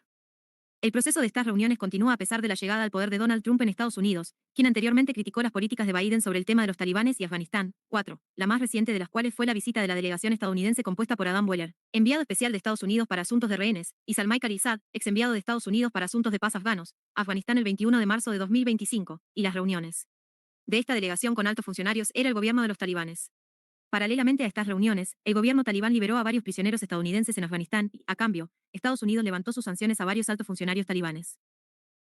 Posteriormente, Estados Unidos eliminó los nombres de Afganistán y Talibán de su lista de amenazas evaluadas por su comunidad de inteligencia, que se publicó en abril de 2025, lo que se considera un paso hacia el aumento de la interacción entre las dos partes. Aunque estas acciones están a nivel de tácticas, indican la determinación de ambas partes de mejorar las relaciones e incluso profundizarlas. Al explicar el comportamiento de los talibanes hacia Estados Unidos, que derrocó al primer gobierno de este grupo y luchó contra el en Afganistán durante unas 2 décadas, se puede decir que la razón de la enemistad de los talibanes con Estados Unidos fue la ocupación de Afganistán por parte de este país. Y ahora que las luchas de los talibanes con Estados Unidos han dado resultados y el país ha abandonado Afganistán, no hay razón para continuar con la enemistad entre ellos. En otras palabras, el gobierno talibán está en contra de la ocupación, no en contra de la arrogancia. Por supuesto, si bien los talibanes están listos para la cooperación política, económica e incluso de seguridad con Estados Unidos, no pueden aceptar los valores de este país y sus aliados occidentales en la esfera cultural y social, y este tema es ahora la principal fuente de desacuerdos entre los talibanes y los países occidentales. Según lo dicho, los talibanes están ahora en el poder, teniendo en cuenta algunas consideraciones, listos para interactuar con sus antiguos enemigos. Por supuesto, los líderes talibanes no tienen la misma opinión al respecto, algunos como el Mullah Aibat Akhundzada y la facción que lo acompaña, el Círculo de Kandahar, hablan abiertamente de su disposición a luchar contra Estados Unidos nuevamente, y algunos, como Sirajuddin Haqqani y el Mullah Abdul Ghani Baradar, el Círculo Pragmático, enfatizan el establecimiento de buenas relaciones con Estados Unidos. Conscientes de estas posiciones del líder talibán, Estados Unidos y sus aliados, por un lado, han ayudado al actual gobierno afgano pagando las demandas de Afganistán y el apoyo financiero a este gobierno, 8, y eliminando la recompensa por el arresto de algunos funcionarios talibanes, incluido Sirajuddin Haqqani, y por otro lado, reduciendo su apoyo financiero a los talibanes. Condenando a los talibanes en foros nacionales e internacionales. 9. Y protegiendo los frentes militares y de oposición del anterior gobierno afgano al Emirato Islámico, así como la localización y el fortalecimiento de ISIS-K, amenazan y debilitan al gobierno talibán. Desafíos de profundizar los lazos entre los talibanes y Estados Unidos. En el curso de la profundización de sus relaciones con Estados Unidos, el gobierno talibán se enfrenta a numerosos componentes internos y externos independientes que pueden ser un desafío para la expansión de las relaciones entre ellos. Los más importantes de estos factores son la insatisfacción de Rusia, China y la República Islámica de Irán con la profundización de estas relaciones y, en consecuencia, sus acciones negativas en este sentido. Escalada de disputas internas y divisiones dentro de los talibanes. Miembros descontentos de los talibanes y otros grupos extremistas extranjeros con sede en Afganistán se unen a ISIS-K. El futuro de las relaciones entre los talibanes y Estados Unidos. Las perspectivas para las relaciones entre los talibanes y Estados Unidos son complejas, dependen del comportamiento de ambas partes y de la influencia de componentes independientes en este tema. Sin embargo, los escenarios posibles más importantes para el futuro de su relación son los siguientes. 1. Escenario medio, escenario más probable. Continuación de los contactos existentes / interacciones limitadas y condicionales, continuación de las negociaciones y la cooperación a nivel de inteligencia y, a cambio, la continuación de la asistencia humanitaria y financiera directa e indirecta a Afganistán por parte de Estados Unidos y sus aliados. 2. Escenario optimista. El reconocimiento del gobierno talibán, la ocurrencia de reformas internas en los talibanes, como la destitución del Mullah Aibad Akunzada y el cumplimiento de las condiciones de Estados Unidos, incluida la presencia en Afganistán. 3. Escenario pesimista. La ruptura completa de las comunicaciones, el aumento de la presión interna de Estados Unidos, el fracaso de los talibanes para cumplir con las demandas de Estados Unidos y la creciente cercanía de este grupo a Rusia, la República Islámica de Irán y China. Conclusión. La relación entre los talibanes y Estados Unidos es uno de los pocos ejemplos de relaciones que han pasado de la guerra a gran escala a la negociación y ahora al compromiso informal en las últimas 3 décadas. El estado de las relaciones entre los talibanes y Estados Unidos en los últimos 4 años no ha sido favorable para este grupo, y el gobierno talibán ha estado tratando de profundizar sus relaciones con Estados Unidos durante estos años. De esta manera, el gobierno talibán enfrenta varios desafíos, el más importante de los cuales es la insatisfacción de Rusia, China y la República Islámica de Irán, así como la posibilidad de discordia y división en su gobierno. Sin embargo, la evidencia disponible indica que el estado actual de las relaciones entre los talibanes y Estados Unidos, es decir, las interacciones limitadas y condicionales, continuará entre las dos partes, al menos a corto plazo, al mismo tiempo que el apoyo financiero y las críticas al gobierno talibán en algunas áreas. Por supuesto, dado el historial de comportamiento del actual presidente de los Estados Unidos, Donald Trump, y sus acciones fuera de sus principios, también es posible la ocurrencia de otros dos escenarios, optimista y pesimista, y no es posible comentar definitivamente al respecto. Al final, siempre debe tenerse en cuenta que la visión de Estados Unidos sobre Afganistán no solo se centra en el propio Afganistán, y la forma en que Afganistán juega un papel en la región es más importante para este país que los problemas internos de Afganistán y su relación con este país. Una de las razones de esto es el esfuerzo de Estados Unidos por explotar la geografía de Afganistán e involucrar a sus rivales como Rusia, China y la República Islámica de Irán en este país, incluso mediante el fortalecimiento de ISIS-K. Ofrecer. Parece que altos funcionarios talibanes en relaciones con Estados Unidos creen que la interacción de Afganistán con Estados Unidos no afectará la situación en la región. Sin embargo, Estados Unidos está tratando de lograr sus objetivos extraafganos interactuando con el gobierno talibán, y esto sin duda conducirá a un comportamiento por parte de Estados Unidos que cederá las capacidades operativas y de gestión del gobierno talibán. En tal situación, aunque Rusia, China y la República Islámica de Irán no pueden pedir una ruptura completa de las relaciones entre los talibanes y Estados Unidos, en primer lugar, recuerde a los altos funcionarios las consecuencias de profundizar las relaciones entre ellos para Afganistán, incluida la securitización de esta geografía, la desconfianza de las potencias que rodean Afganistán, el conflicto entre Estados Unidos y las potencias que rodean Afganistán, en general, los altos costos que conllevará para este país. Los talibanes pueden ser útiles y controlar el nivel de estas relaciones. Obviamente, la unidad de los procedimientos de los países de la región para recordar a los talibanes esta cuestión puede aumentar su eficacia. Autor, Mehdi Sorabi, experto en ciencias políticas y experto en Asia Oriental. 1. En 1995, Robin Rapael, el entonces subsecretario de Estado de Estados Unidos, anunció oficialmente en una entrevista que, dado que el liderazgo del grupo talibán es moderado y actúa contra el fundamentalismo, Estados Unidos apoya a este grupo en las guerras civiles en Afganistán. También dijo en la reunión del Consejo de Seguridad de la ONU que los talibanes son ahora una realidad internacional y, por el bien de la paz, todos los países deben comunicarse con los talibanes. 2. A fines de la década de 1990, el periódico español El País informó que Estados Unidos había proporcionado más de 3.000 millones de dólares a los talibanes en los últimos años. Así Hussein Ahmad, el líder de Jamaat-e Islami de Pakistán, después de que los talibanes se apoderaran de la provincia de Kandahar en 1994, anunció oficialmente que una conspiración imperialista está tomando forma porque Estados Unidos de América y Gran Bretaña están apoyando a los talibanes. En una entrevista con un periódico occidental después de la caída del primer gobierno talibán, el exministro del Interior de Pakistán, Babar, dijo que Estados Unidos ayudó a crear a los talibanes y ahora derrama lágrimas de cocodrilo para quitarse la carga de la responsabilidad de sus hombros. 3. En una entrevista en 2021, el presidente de Estados Unidos anunció que todos los días se gastan 300 millones de dólares en la guerra en Afganistán y que un promedio de 18 veteranos estadounidenses se suicidan todos los días. El general estadounidense retirado Greg F. Martin anunció en 2021 que desde los ataques del 11 de septiembre, las bajas de guerra de Estados Unidos han sido menos de 8.000, mientras que más de 30.000 veteranos y militares en servicio se han suicidado. Instituto Watson de Asuntos Internacionales y Asuntos Públicos, 2021. El costo de la guerra, Universidad de Brown, Estados Unidos. 4. Trump afirmó que Biden había debilitado la imagen de Estados Unidos en el manejo del tema de Afganistán y los talibanes. Por ello, tras llegar al poder y en línea con sus consignas electorales, Trump suspendió la ayuda estadounidense a Afganistán, criticó las violaciones de los derechos humanos en Afganistán y exigió la liberación de los rehenes estadounidenses y la devolución de los equipos y armas dejados por Estados Unidos en Afganistán. 5. La visita de la delegación estadounidense a Afganistán tuvo lugar por primera vez después de que los talibanes tomaran el control de Afganistán. 6. Desde que los talibanes llegaron al poder en Afganistán, 4 estadounidenses, Raishan Corbett, William Wallace MC County, George Herzman y Mahmoud Habibi, han sido detenidos por los talibanes en Afganistán. 2 de ellos fueron intercambiados por un prisionero afgano en Estados Unidos llamado Khan Mohammad al final de la presidencia de Biden y al mismo tiempo que la toma de posesión de Trump. 7. Debe saberse que la naturaleza de la enemistad de la República Islámica de Irán con Estados Unidos es diferente de la enemistad de los talibanes con Estados Unidos, y esta diferencia ha provocado que este grupo se esfuerce por mejorar y aumentar sus relaciones con Estados Unidos después de llegar al poder en 2021. 8. Aunque Estados Unidos de América bloqueó los activos del Banco Central de Afganistán en bancos internacionales después de que los talibanes llegaran al poder en 2021, en 2022 transfirió más de 3.5 mil millones de dólares de los activos incautados del país a un fondo en Suiza para ser utilizados para pagar las deudas externas de Afganistán.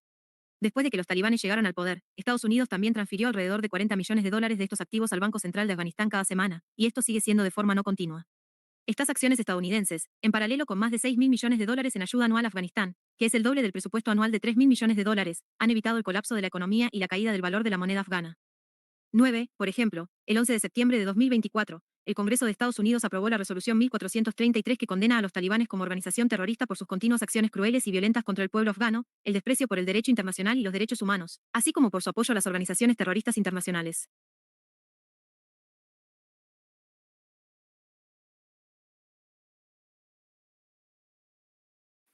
Ok, está entonces el informe bastante detallado, ¿no? De Afganistán.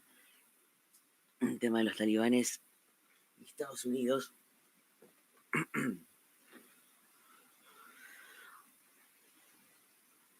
Tuvo una relación desde hace años con la guerra que tuvieron contra los soviéticos, los talibanes. Luego, el 11 de septiembre, ¿no? Toda la incursión durante 20 años que tuvo Estados Unidos sobre el país. Y ahora que tratan de recuperar las relaciones bilaterales entre los dos países. Veremos cómo va la situación. Siempre estaremos monitoreando Afganistán. Y bien, pasamos al tema de Sudán, que hace tiempo no lo leemos. A ver,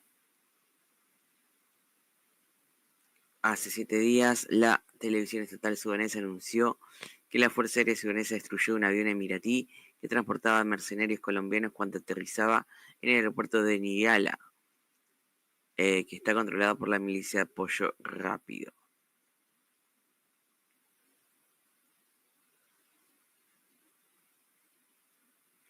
La presidencia egipcia, dice Sisi, y el primer ministro sudanés discuten las relaciones estratégicas y las formas de fortalecerlas.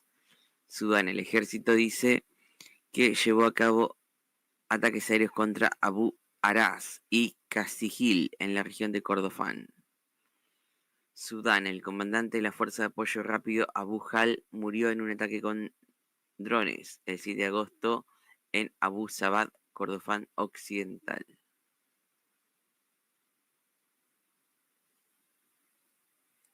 Los ataques aéreos del ejército de Sudán apuntan a posiciones de la Fuerza de Apoyo Rápido alrededor de Al-Fashir en el estado de Darfur del Norte. Y esto de hace 5 días. Las tensiones se han intensificado tras la visita del jefe de inteligencia etíope a Port Sudán. El motivo, protestar por el supuesto apoyo militar del gobierno sudanés a los combatientes del Frente de Liberación de Tigray Planta F.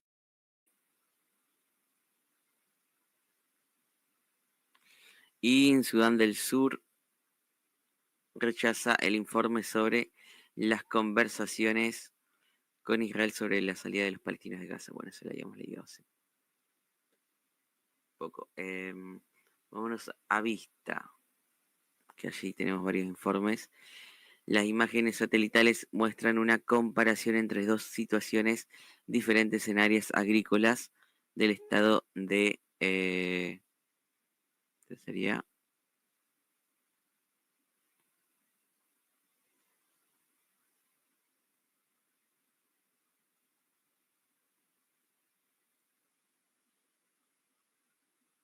Bueno, no importa.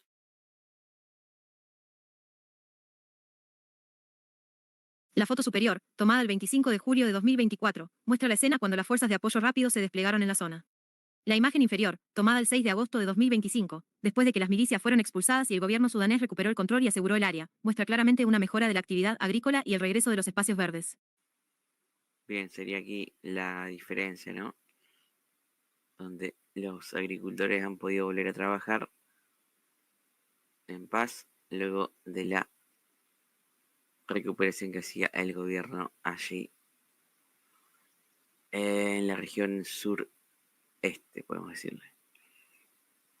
Bien, por otro lado, en el Kordofán del Norte, en Al-Fashir, la situación sigue difícil allí. A ver.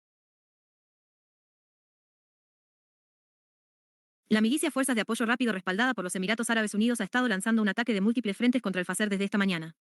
Horas antes del ataque, un dron Che-95 realizó una misión de inteligencia para monitorear las posiciones de las Fuerzas Armadas antes del ataque.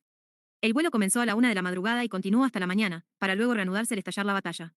Las Fuerzas Armadas sudanesas repelieron el ataque en algunos frentes y las batallas continúan.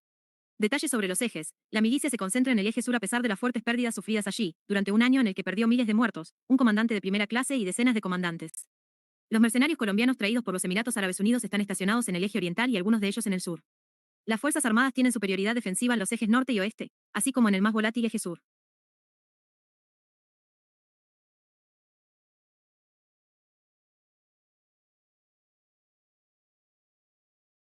Bien, ahí está entonces lo de los colombianos, ¿no? Que mercenarios que hay allí.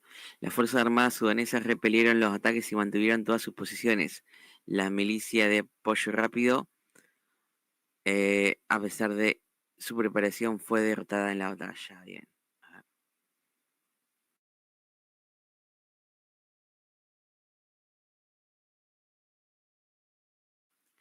Las Fuerzas Armadas sudanesas en Al-Fashir confiscaron vehículos blindados en buen estado mientras perseguían a las milicias rebeldes, matando a un comandante del grupo y a varios milicianos. Esta es la victoria número 227 en la ciudad sitiada.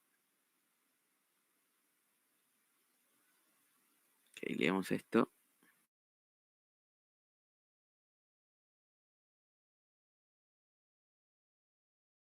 Un comunicado de campo emitido hace poco por un grupo de soldados del ejército en el Fasher aclaró los detalles de la batalla de hoy. La batalla se desarrolló en tres ejes: norte, este y sur.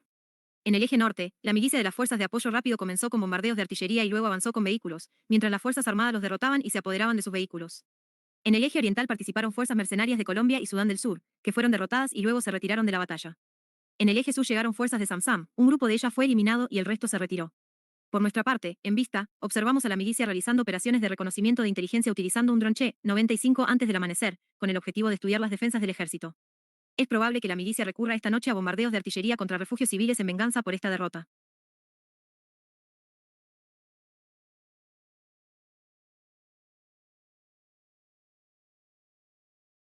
Bueno, una foto de la ciudad de Al-Fashir, un vehículo incendiado, un blindado de los Emiratos Árabes Unidos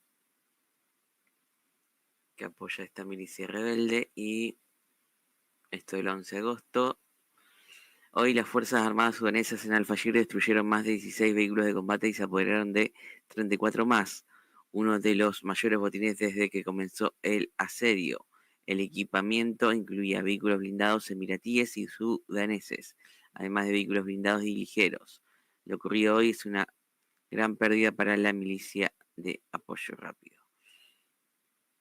Bien, con ese botín entonces si se hicieron, seguramente tendrían armamento allí y varias armas que les servirán, ¿no? Al-Fashir, el comandante de la milicia del Eje Sur, fue asesinado.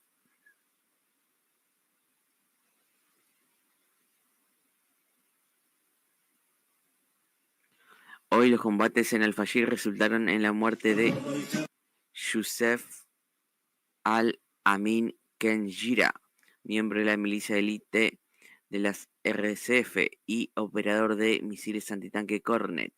Llevaba combatiendo en la ciudad desde septiembre de 2024. Fue asesinado hace horas en el Eje Sur.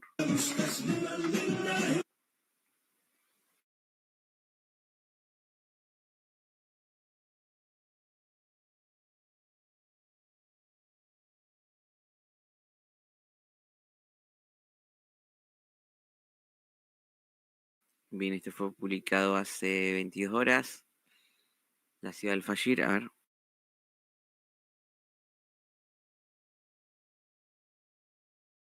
Durante la batalla de anoche, las Fuerzas Armadas sudanesas lograron perseguir a la milicia de las Fuerzas de Apoyo Rápido en el eje sureste, más allá de la rotonda de Tacro. Este avance se produjo después de que las Fuerzas Armadas repelieron un intento de incursión de la milicia a una profundidad de 1,5 kilómetros, durante el cual la milicia llegó a un área cercana al mercado de ganado y al sur del cuerpo blindado, antes de que la milicia se retirara detrás de sus defensas, y las Fuerzas Armadas continuaron persiguiéndola. Las Fuerzas Armadas peinaron cuidadosamente la zona azul y luego regresaron a sus antiguas posiciones. Bien, aquí tenemos entonces 1.5 kilómetros donde fue el combate, la zona azul que recuperaban las fuerzas sudanesas y la lucha allí. Se ve que la intención es en esta zona acercarse al aeropuerto, las RSF, ¿no? ¿Y qué temas tenemos por aquí? A ver, un hilo que han dejado.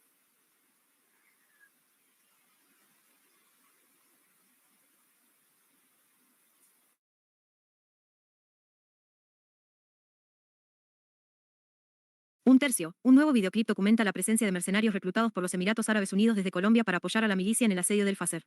El vídeo muestra que la milicia Fuerzas de Apoyo Rápido ha estado luchando en la misma calle durante 10 meses, desde que llegó allí el 6 de noviembre de 2024, según un videoclip publicado en ese momento en la cuenta. @Yasser Alfadol. Adjunto debajo del tweet.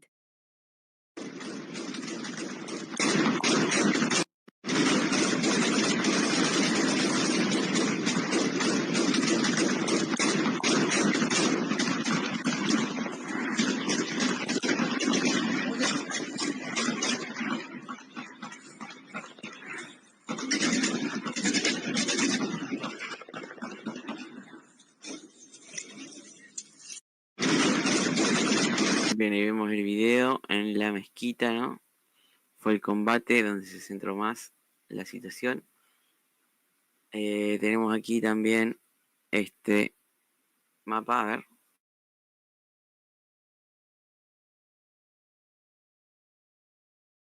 En 2024, fuerzas mercenarias aparecieron en un conocido vídeo del extremo este del eje de combate, utilizando un mortero para atacar a la Sexta División de Infantería de las Fuerzas Armadas Sudanesas.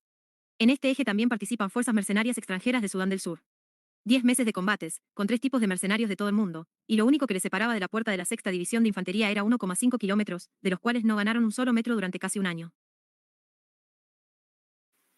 Bien, ahí tenemos la situación entonces en Al-Fashir. El apéndice que cubre el avance anterior de la milicia cerca del edificio de Azari Zúcar, que es casi la misma zona al norte de la cual aparecieron los mercenarios colombianos en el último video en la parte superior del tweet. A ver. Dice aquí. A unirle también con un mapa, ¿no?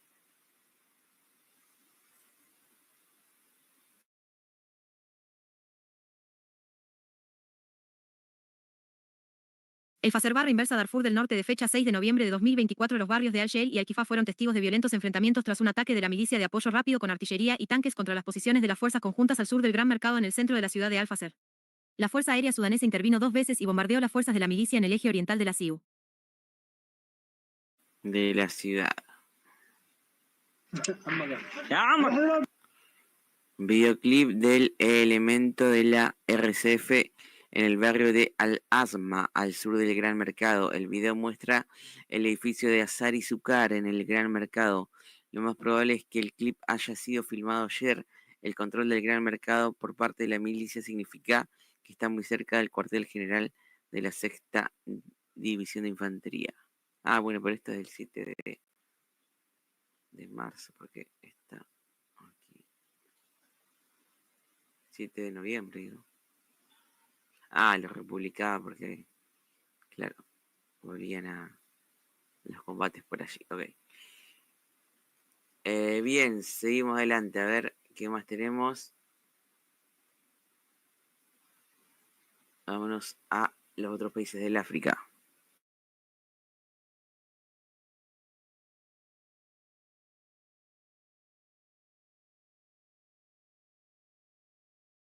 La República Democrática del Congo. El RDC.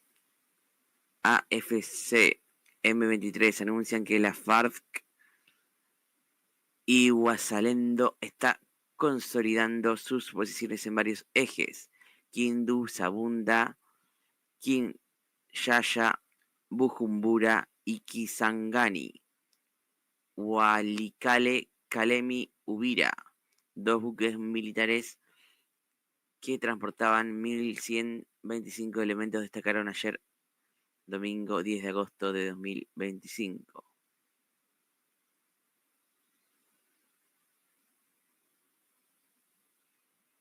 Bien, seguimos adelante, vamos al Sahel. ¿Qué ocurre en el Sahel? Anoche los bandidos asaltaron a Shandoka en Malumfashi, LGA, estado de Katsina, secuestrando a varias niñas y robando ganado. Esta mañana atacaron Ungubar, Bugau, en la misma LGA, y hiriendo a los residentes y confiscando más ganado. Temiendo más ataques, los residentes huyen a Dashi.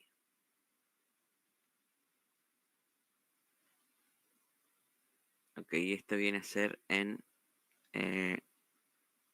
Nigeria, ¿no? En Nigeria, sí. Allí, al oeste de la ciudad de Kano, en la ruta F-216 al norte de Malumfashi.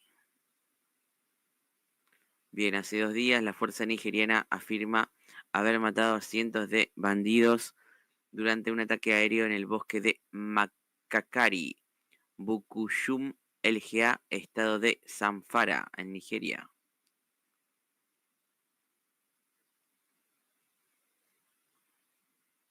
Bien, esto es en Nigeria. Okay.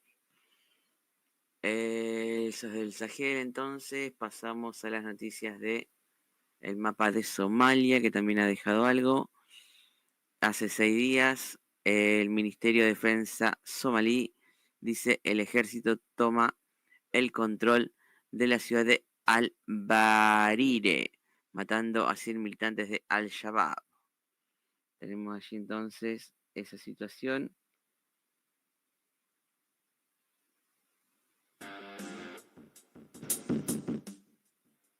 Y pongo un poco de música ahí, lo que sucede aquí en Somalilandia. El presidente de Somalilandia, Abdirahman Mohamed Abdillay Sirro, revocó la decisión de los gigantes de las telecomunicaciones Telesom y Somtel de duplicar los precios del servicio de Internet, una medida que provocó la indignación pública y provocó planes para protestas a gran escala el domingo. Ok, ahí está entonces el tema de Somalilandia. Bien, nos quedan aquí algunos artículos para leer y ir terminando ya. Tenemos lo de Senegal, Burkina Faso, Argelia y Guinea Ecuatorial. A ver, vamos a leer esta primero. Dice, los británicos entran en la recta final de Guinea Ecuatorial del día 7 de agosto. Британцы закрепляются на крупнейшем газовом проекте экваториальной Гвинеи. Россия по-прежнему вне игры. Обсуждения идут, но...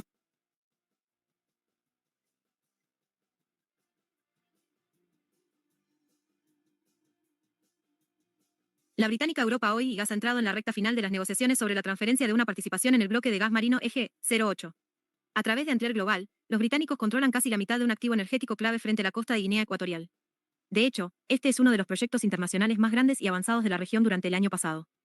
En este contexto, las empresas rusas solo están probando las aguas con cautela. A pesar del interés en desarrollos conjuntos, las conversaciones aún no se han convertido en acuerdos concretos. Oficialmente, se está discutiendo el suministro de equipos y la participación en la exploración, pero está lejos de ser una entrada completa en el sector energético. Al mismo tiempo, las autoridades de Guinea Ecuatorial han enfatizado repetidamente, no solo necesitan contratistas, sino socios estratégicos que estén dispuestos a compartir riesgos y beneficios. Es importante entender que la ventana de oportunidad aún está abierta. La región es atractiva no solo en términos de materias primas, EG-08 tiene más de 2 billones de metros cúbicos de gas, sino también como un centro energético con perspectivas de integración de infraestructura a gran escala. Y no son solo los británicos los que están activos aquí, sino que los jugadores turcos y chinos también están tomando posiciones. Rusia sigue siendo percibida como un socio deseable, pero un mayor retraso puede conducir a una pérdida de cuota de mercado. Para competir, no solo necesita el suministro de equipos, sino también la voluntad de invertir y compartir los intereses a largo plazo de la región. Rivar. Bien, vamos a Argelia. Los Su-34 vuelan a Argelia.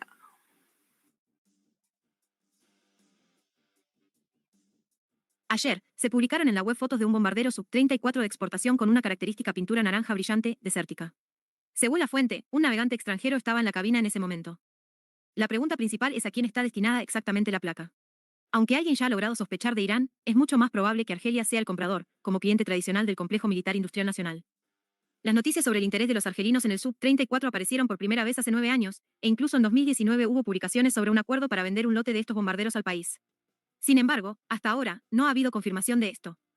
En abril, aparecieron imágenes satelitales de la llegada de varios Sub-35S a Argelia, y a principios de año, la televisión local informó sobre la compra de cazas Sub-57 de quinta generación. En este contexto, la iluminación de los Sub-34 de exportación destinados al país parece bastante natural. Para Rusia, estos contratos son un gran éxito. El mercado de armas está cada vez más abarrotado y las sanciones de Caasa complican las entregas. En estas realidades, los ingresos en divisas de la venta de aviones modernos a un cliente solvente ciertamente no serán superfluos. Y si recuerdas que las municiones vienen con el avión, entonces la industria de defensa nacional también tiene un gran comprador potencial del UMPK. Lo que hace que el contrato sea aún más rentable para ambas partes. Rivar. Ok, está entonces la venta de aviones a Argelia, parece. Y Burkina Faso, devolución del territorio.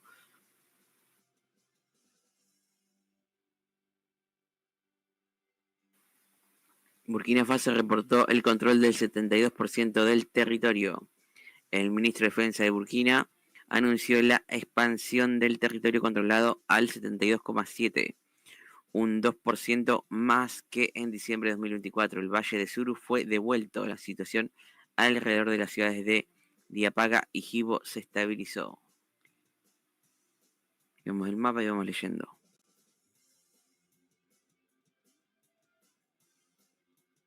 El primer ministro Ouedraogo tomó nota del progreso del ejército e instruyó acelerar el reclutamiento de voluntarios, la compra de equipos y el entrenamiento de tropas.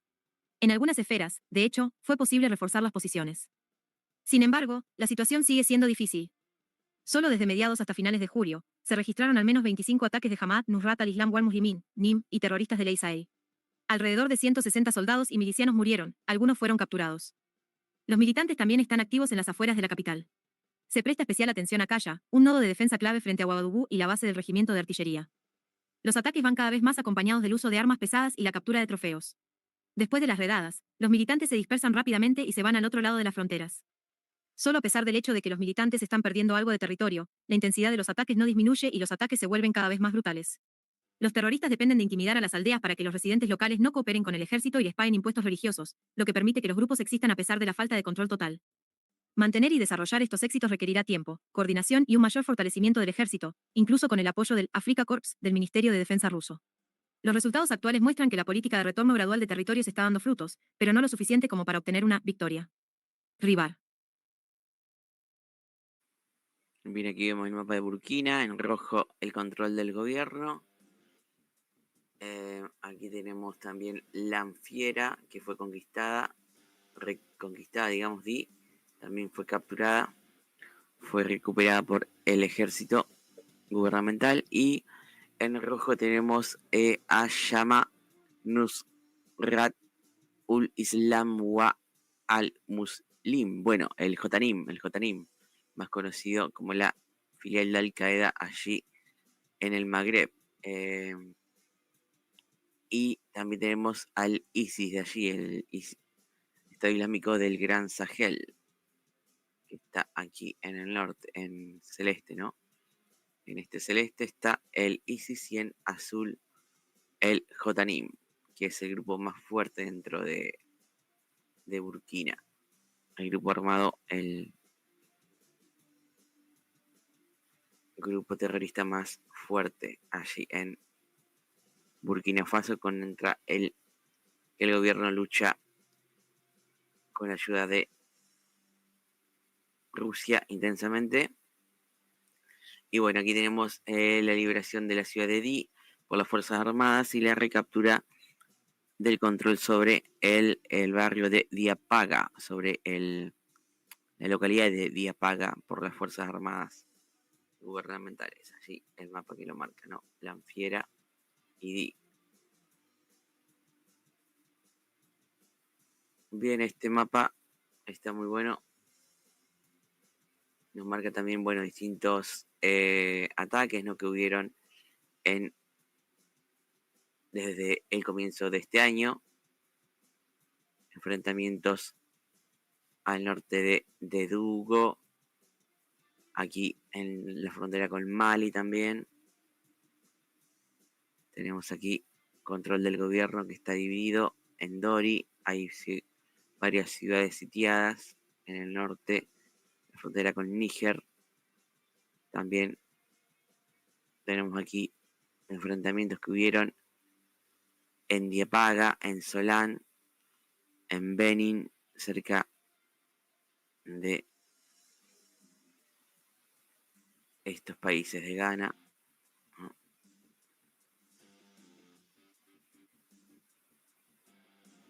Y bueno, ahí está. Porcentaje de control territorial. 2023 el gobierno controlaba el 69%, en 2024 el 71% y en 2025 el 72,7%. Bueno, va aumentando el control gubernamental. Esperemos que se estabilice más esta región que es tan conflictiva, ¿no? La del Sahel, con la ayuda de Rusia. Parece que va eso bien. Por otro lado, la diplomacia de Bayraktar para Senegal. Los turcos también tienen presencia por allí. La visita del primer ministro senegalés, Ousmane Sonko, a Turquía terminó con la firma de 4 acuerdos que van desde la cooperación en defensa hasta la producción conjunta de películas. El liderazgo de Ankara presenta esto como una asociación de iguales, pero de hecho estamos hablando de la clásica atracción del país a la órbita de los intereses turcos. Анкара стремится занять место ослабевшей Франции в Африке. Визит премьера Сенегала в Турцию завершился военными и экономическими соглашениями.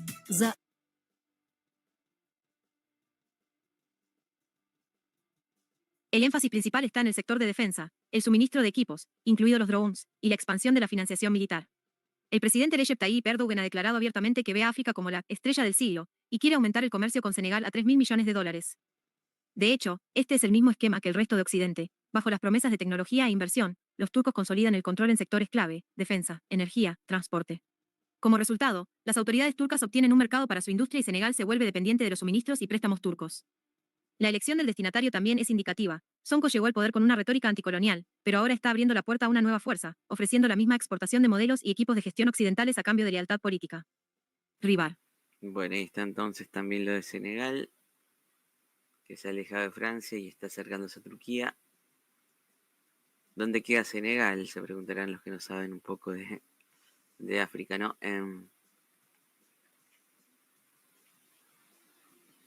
Aquí, una costa atlántica de África, Senegal. Dakar, su principal ciudad, ¿no? Muy famosa por el Rally Dakar, allí en varios años se llevó allí el Rally Dakar cuando el país estaba mucho más estable.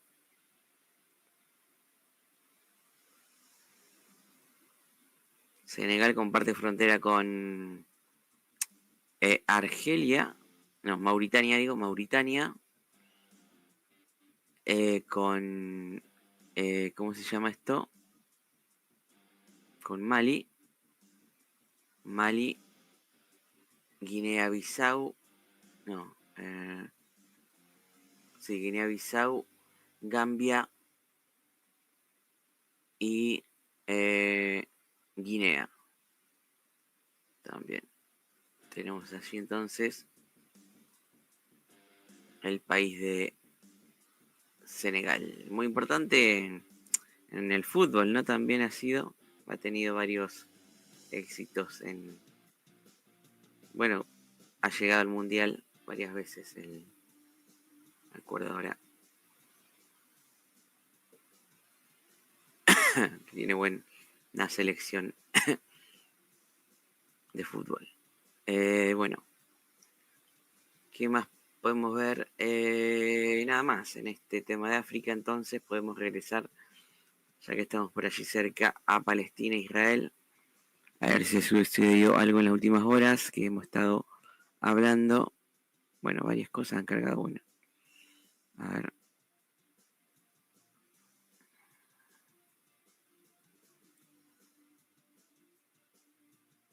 Tenemos esto.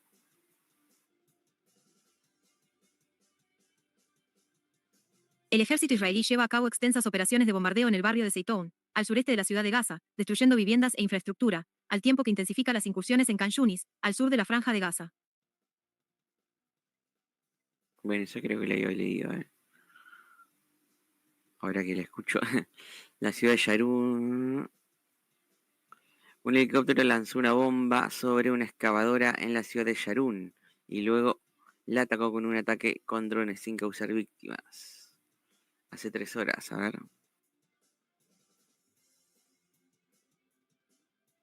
El presidente iraní critica a Netanyahu por el llamado a los iraníes a protestar contra el gobierno en respuesta en una publicación en X, pese a quien arremetió contra el líder israelí, el régimen que privó al pueblo de Gaza de agua y alimentos quiere llevar agua al pueblo de Irán. En Uroeste de Gaza Al-Zabaida, en el centro de tenemos la... lo siguiente. Los ataques aéreos apuntan a la zona de Chalets al sur-oeste de Al-Zubaida, en el centro de la franja de Gaza, Al-Zubaida. Un ataque aéreo israelí tuvo como objetivo el área de Al-Baraka, en Deir al-Bala, en el centro de la franja. Y el plan del ejército israelí para ocupar la ciudad de Gaza incluye la movilización de 100.000 soldados según el periódico Yediot. Hace 2 horas tenemos lo siguiente. Los activistas cerraron una fábrica de BAE Systems en el noroeste de Inglaterra para protestar por su participación en la prestación de servicios militares al ejército israelí y la fabricación de componentes para aviones F-35. Fuente en el mapa. 12 trabajadores humanitarios murieron después de recibir disparos en el área de Moraj, en el sur de la franja de Gaza. Ataques aéreos israelíes reportados en Deir al-Bala, en el centro de la franja de Gaza. 3 ataques aéreos israelíes alcanzaron la ciudad de Hamad al norte de Khan Yunis, en el sur de la franja. Y un ataque aéreo israelí tuvo como objetivo el área de Joura al-Akkad, en el centro de Khan Yunis, al sur de la franja. Y un ataque aéreo israelí tuvo como objetivo una casa perteneciente a la familia al-Sabani en el barrio de Al-Sabra, al suroeste de la ciudad de Gaza, hace 41 minutos. Esto, la última noticia que subían. Y en Ucrania, a ver si se ha actualizado algo. Bien, tenemos varias cosas, a ver. Vamos a subir el informe, los de la AFU. ¿Qué más tenemos? Bastante información ahí, A ver.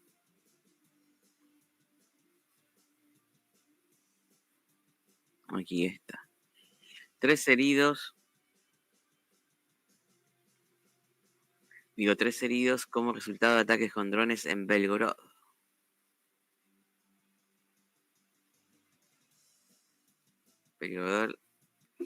Belgorod, la ciudad rusa allí. Rusia lanzó 43 drones tipo Shahid y 2 misiles S-300 y S-400 durante la noche. Fuerzas aéreas ucranianas reportaban esto. Reportan violenta explosión en Rostov. A ver el Telegram. Пиздец, ебануло просто только что.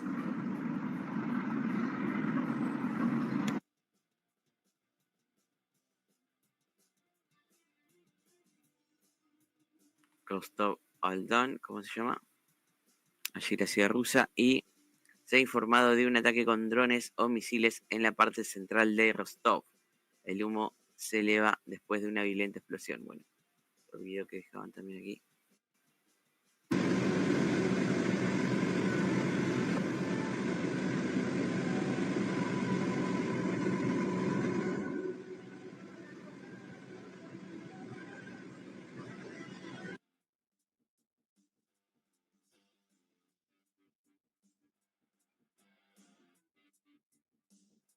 Gran incendio en la refinería de petróleo Lukoil en Volgogrado después de ataques con drones. A ver.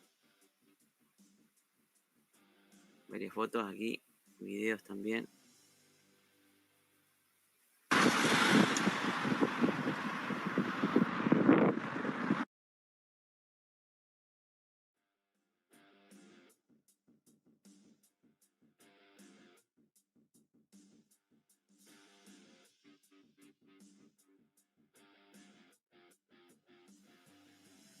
Bien, eso queda en Volgogrado, allí en Rusia, al sur de la ciudad de Volgogrado. Ataque reportado en la autopista Pavlograd-Pokrovsk en la intersección de Mesova. A ver.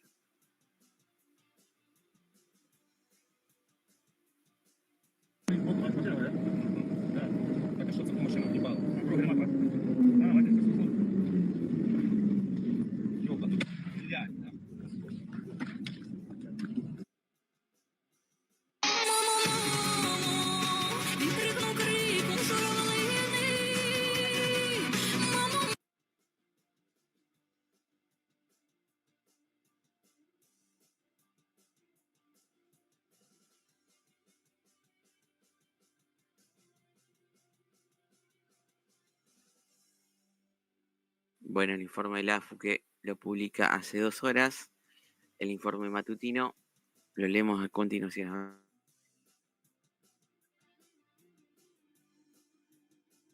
En Pokrov se produjeron enfrentamientos ayer cerca de Volodymyrivka, Nikanorivka, Chervon-Liman, Novoekonomiche, Rodinske, Promin, Chunisine, Svirove, Kotline, Udachne, Orikove, Novokrashinka y Dachne, informa el Estado Mayor de las Fuerzas Armadas de Ucrania. Bien, allí la situación que sigue en conflicto, ¿no? La batalla más intensa se está sucediendo actualmente en Pokrovsk, donde están los principales combates, así en el Donbass. Y vamos al norte de Sumy, en dirección de Sumy y Kursk, en el norte de Slobozansky. Las fuerzas ucranianas han repelido 6 asaltos del ejército ruso. En la dirección de Orihip se produjeron enfrentamientos ayer cerca de Plavny. Plavny, el norte de Kamiansk. En el frente de Zaporizhia. Y en el frente de Kupiansk tenemos en dirección de Kupiansk, allí en Kharkov, se produjeron enfrentamientos ayer cerca de Olubivka. Y en dirección de Gerson, las fuerzas ucranianas han repelido 4 asaltos del ejército ruso, informa la AFU, allí cerca de Olesky, la marca. Y en dirección de Torex tenemos lo siguiente. En la dirección de Toretsk se produjeron enfrentamientos ayer cerca de Skervinivka, Yablunivka, Rusinchar y Stepanivka, informa el Estado Mayor General de las Fuerzas Armadas de Ucrania. Y en dirección del sur de Slobozansky, sí, en Kharkov, se produjeron enfrentamientos ayer cerca de Vovchansk, Kamianka, Zapadne y Fiolivka. Tenemos allí la situación al norte del río, el río Oskil, ¿no? Si no me equivoco. En Debrizhna, ahí cerca de la frontera con Rusia. También tenemos lo de Volchansk, que sigue el combate. Y por otro lado, lo del eje de Liman, al norte de Liman, sigue el combate. A ver. En la dirección de Liman se produjeron enfrentamientos ayer cerca de Novoboyane, Karpivka, Rikodú, Koloyasi y Torque, informa el Estado Mayor General de las Fuerzas Armadas de Ucrania. En dirección de Guliapole hay también enfrentamientos. En la dirección de Uriaipole se produjeron enfrentamientos ayer cerca de Marinivka, informa el Estado Mayor General de las Fuerzas Armadas de Ucrania.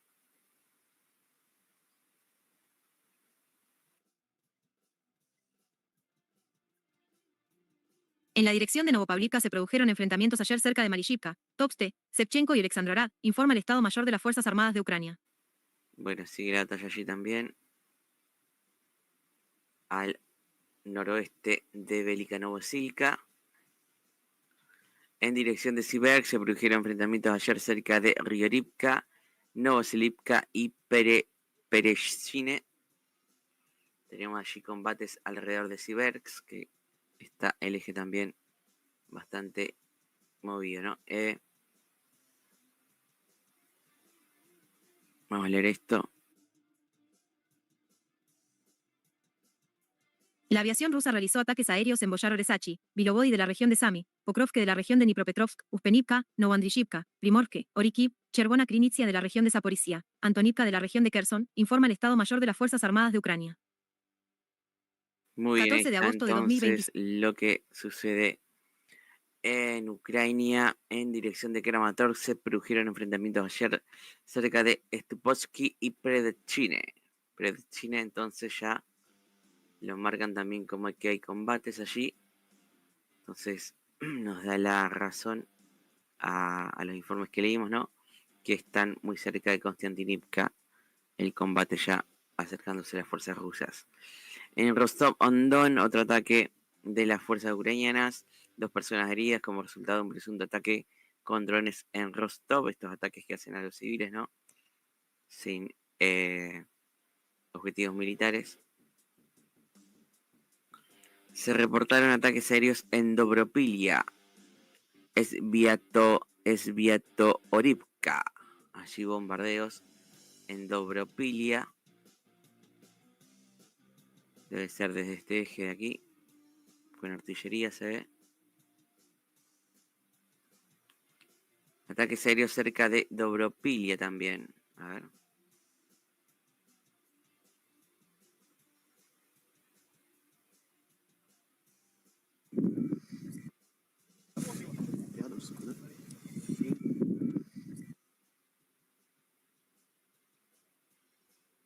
Ok. Un dron se estrelló contra un edificio residencial en Rostov.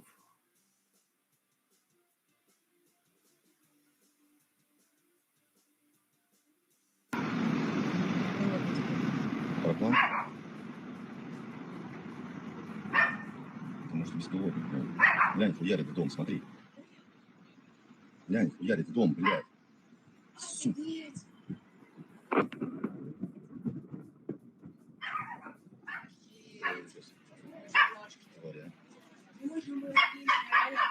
Тварь, Un dron. Una avioneta hecha dron, ¿no? Es una avioneta hecha dron.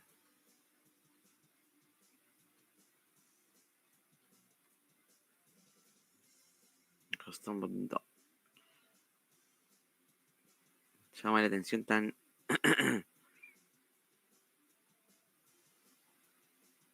profundo el ataque de la AFU, ¿no? A ver. Podemos marcar así más o menos hasta el frente.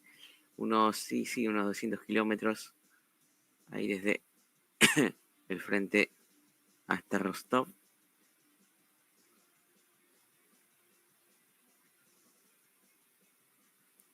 El Estado Mayor General de las Fuerzas Armadas de Ucrania afirma que los drones atacan la refinería de petróleo Lukoil Volgogradne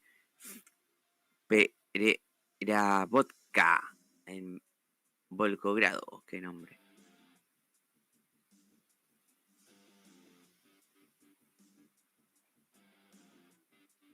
Presidente de Ucrania Zelensky se reunió con el primer ministro del Reino Unido Starmer en Londres.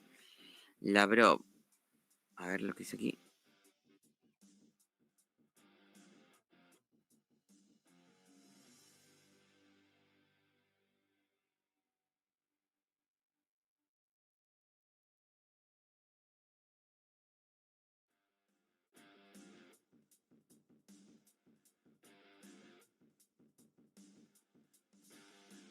Lebrou, Usakov, Belousov, Siluanov y Dmitriev estarán presentes desde el lado ruso en la reunión Putin-Trump.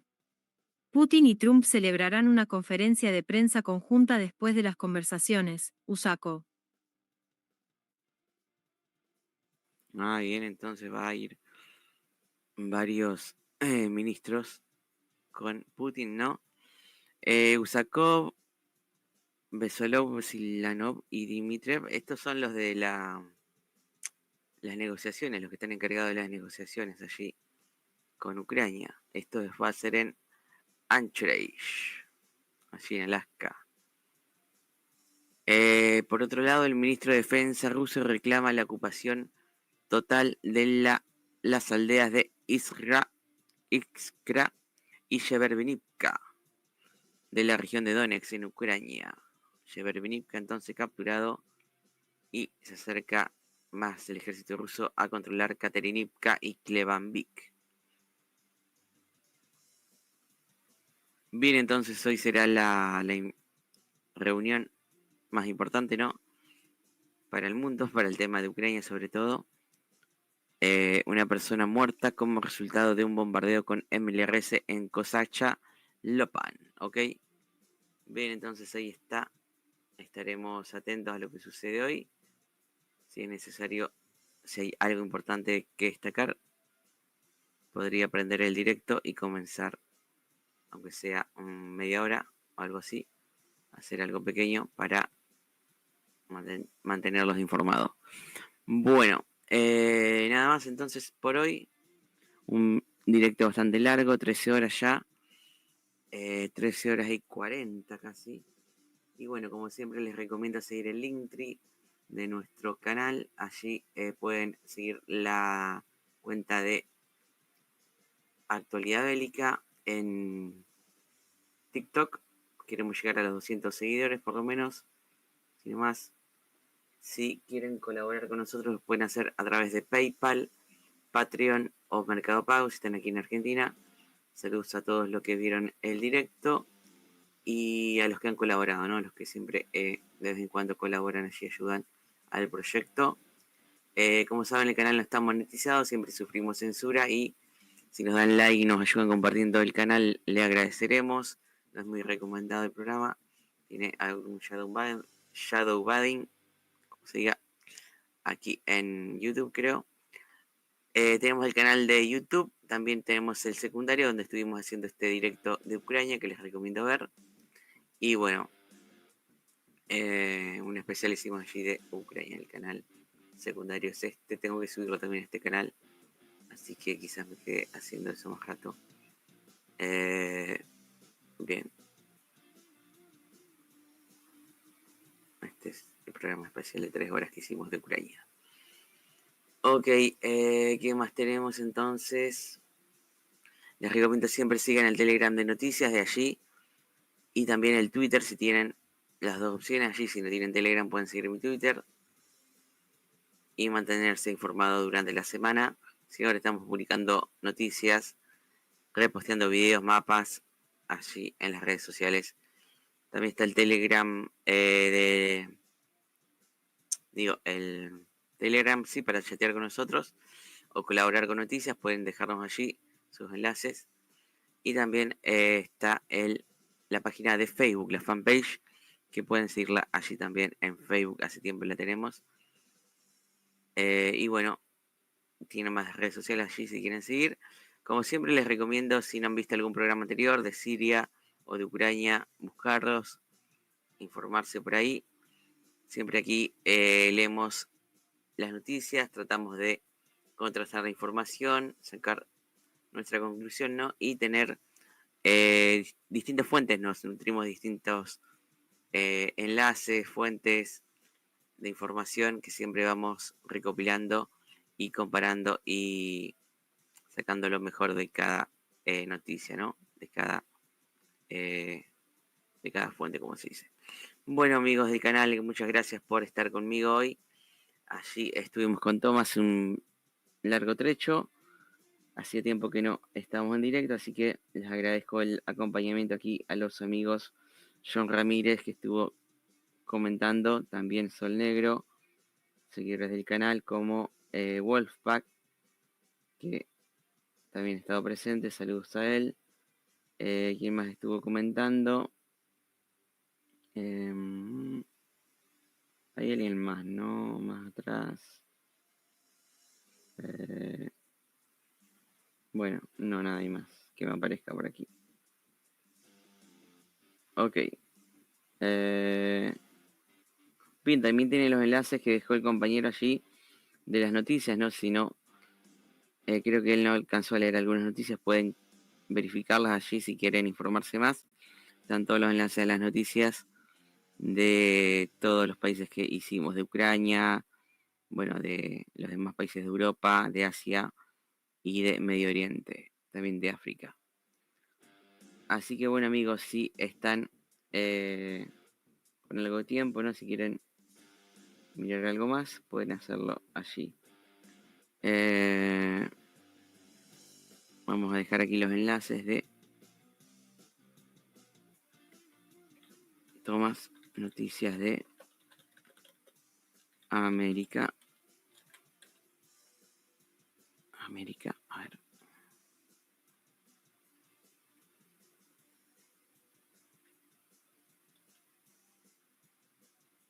Y la de África.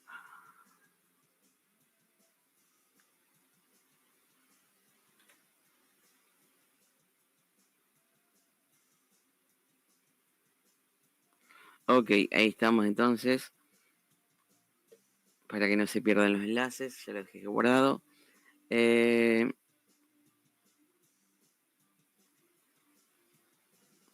Muy bien, entonces los despido. Muchas gracias por estar aquí conmigo. Y nos veremos la semana que viene en el canal de... en este canal, su canal Denuncia el Nuevo Orden Mundial, haciendo el reporte de la actualidad bélica la semana que viene. Así que si sucede algo en la importante en las reuniones de Trump y Putin, estaremos haciendo algún directo quizás.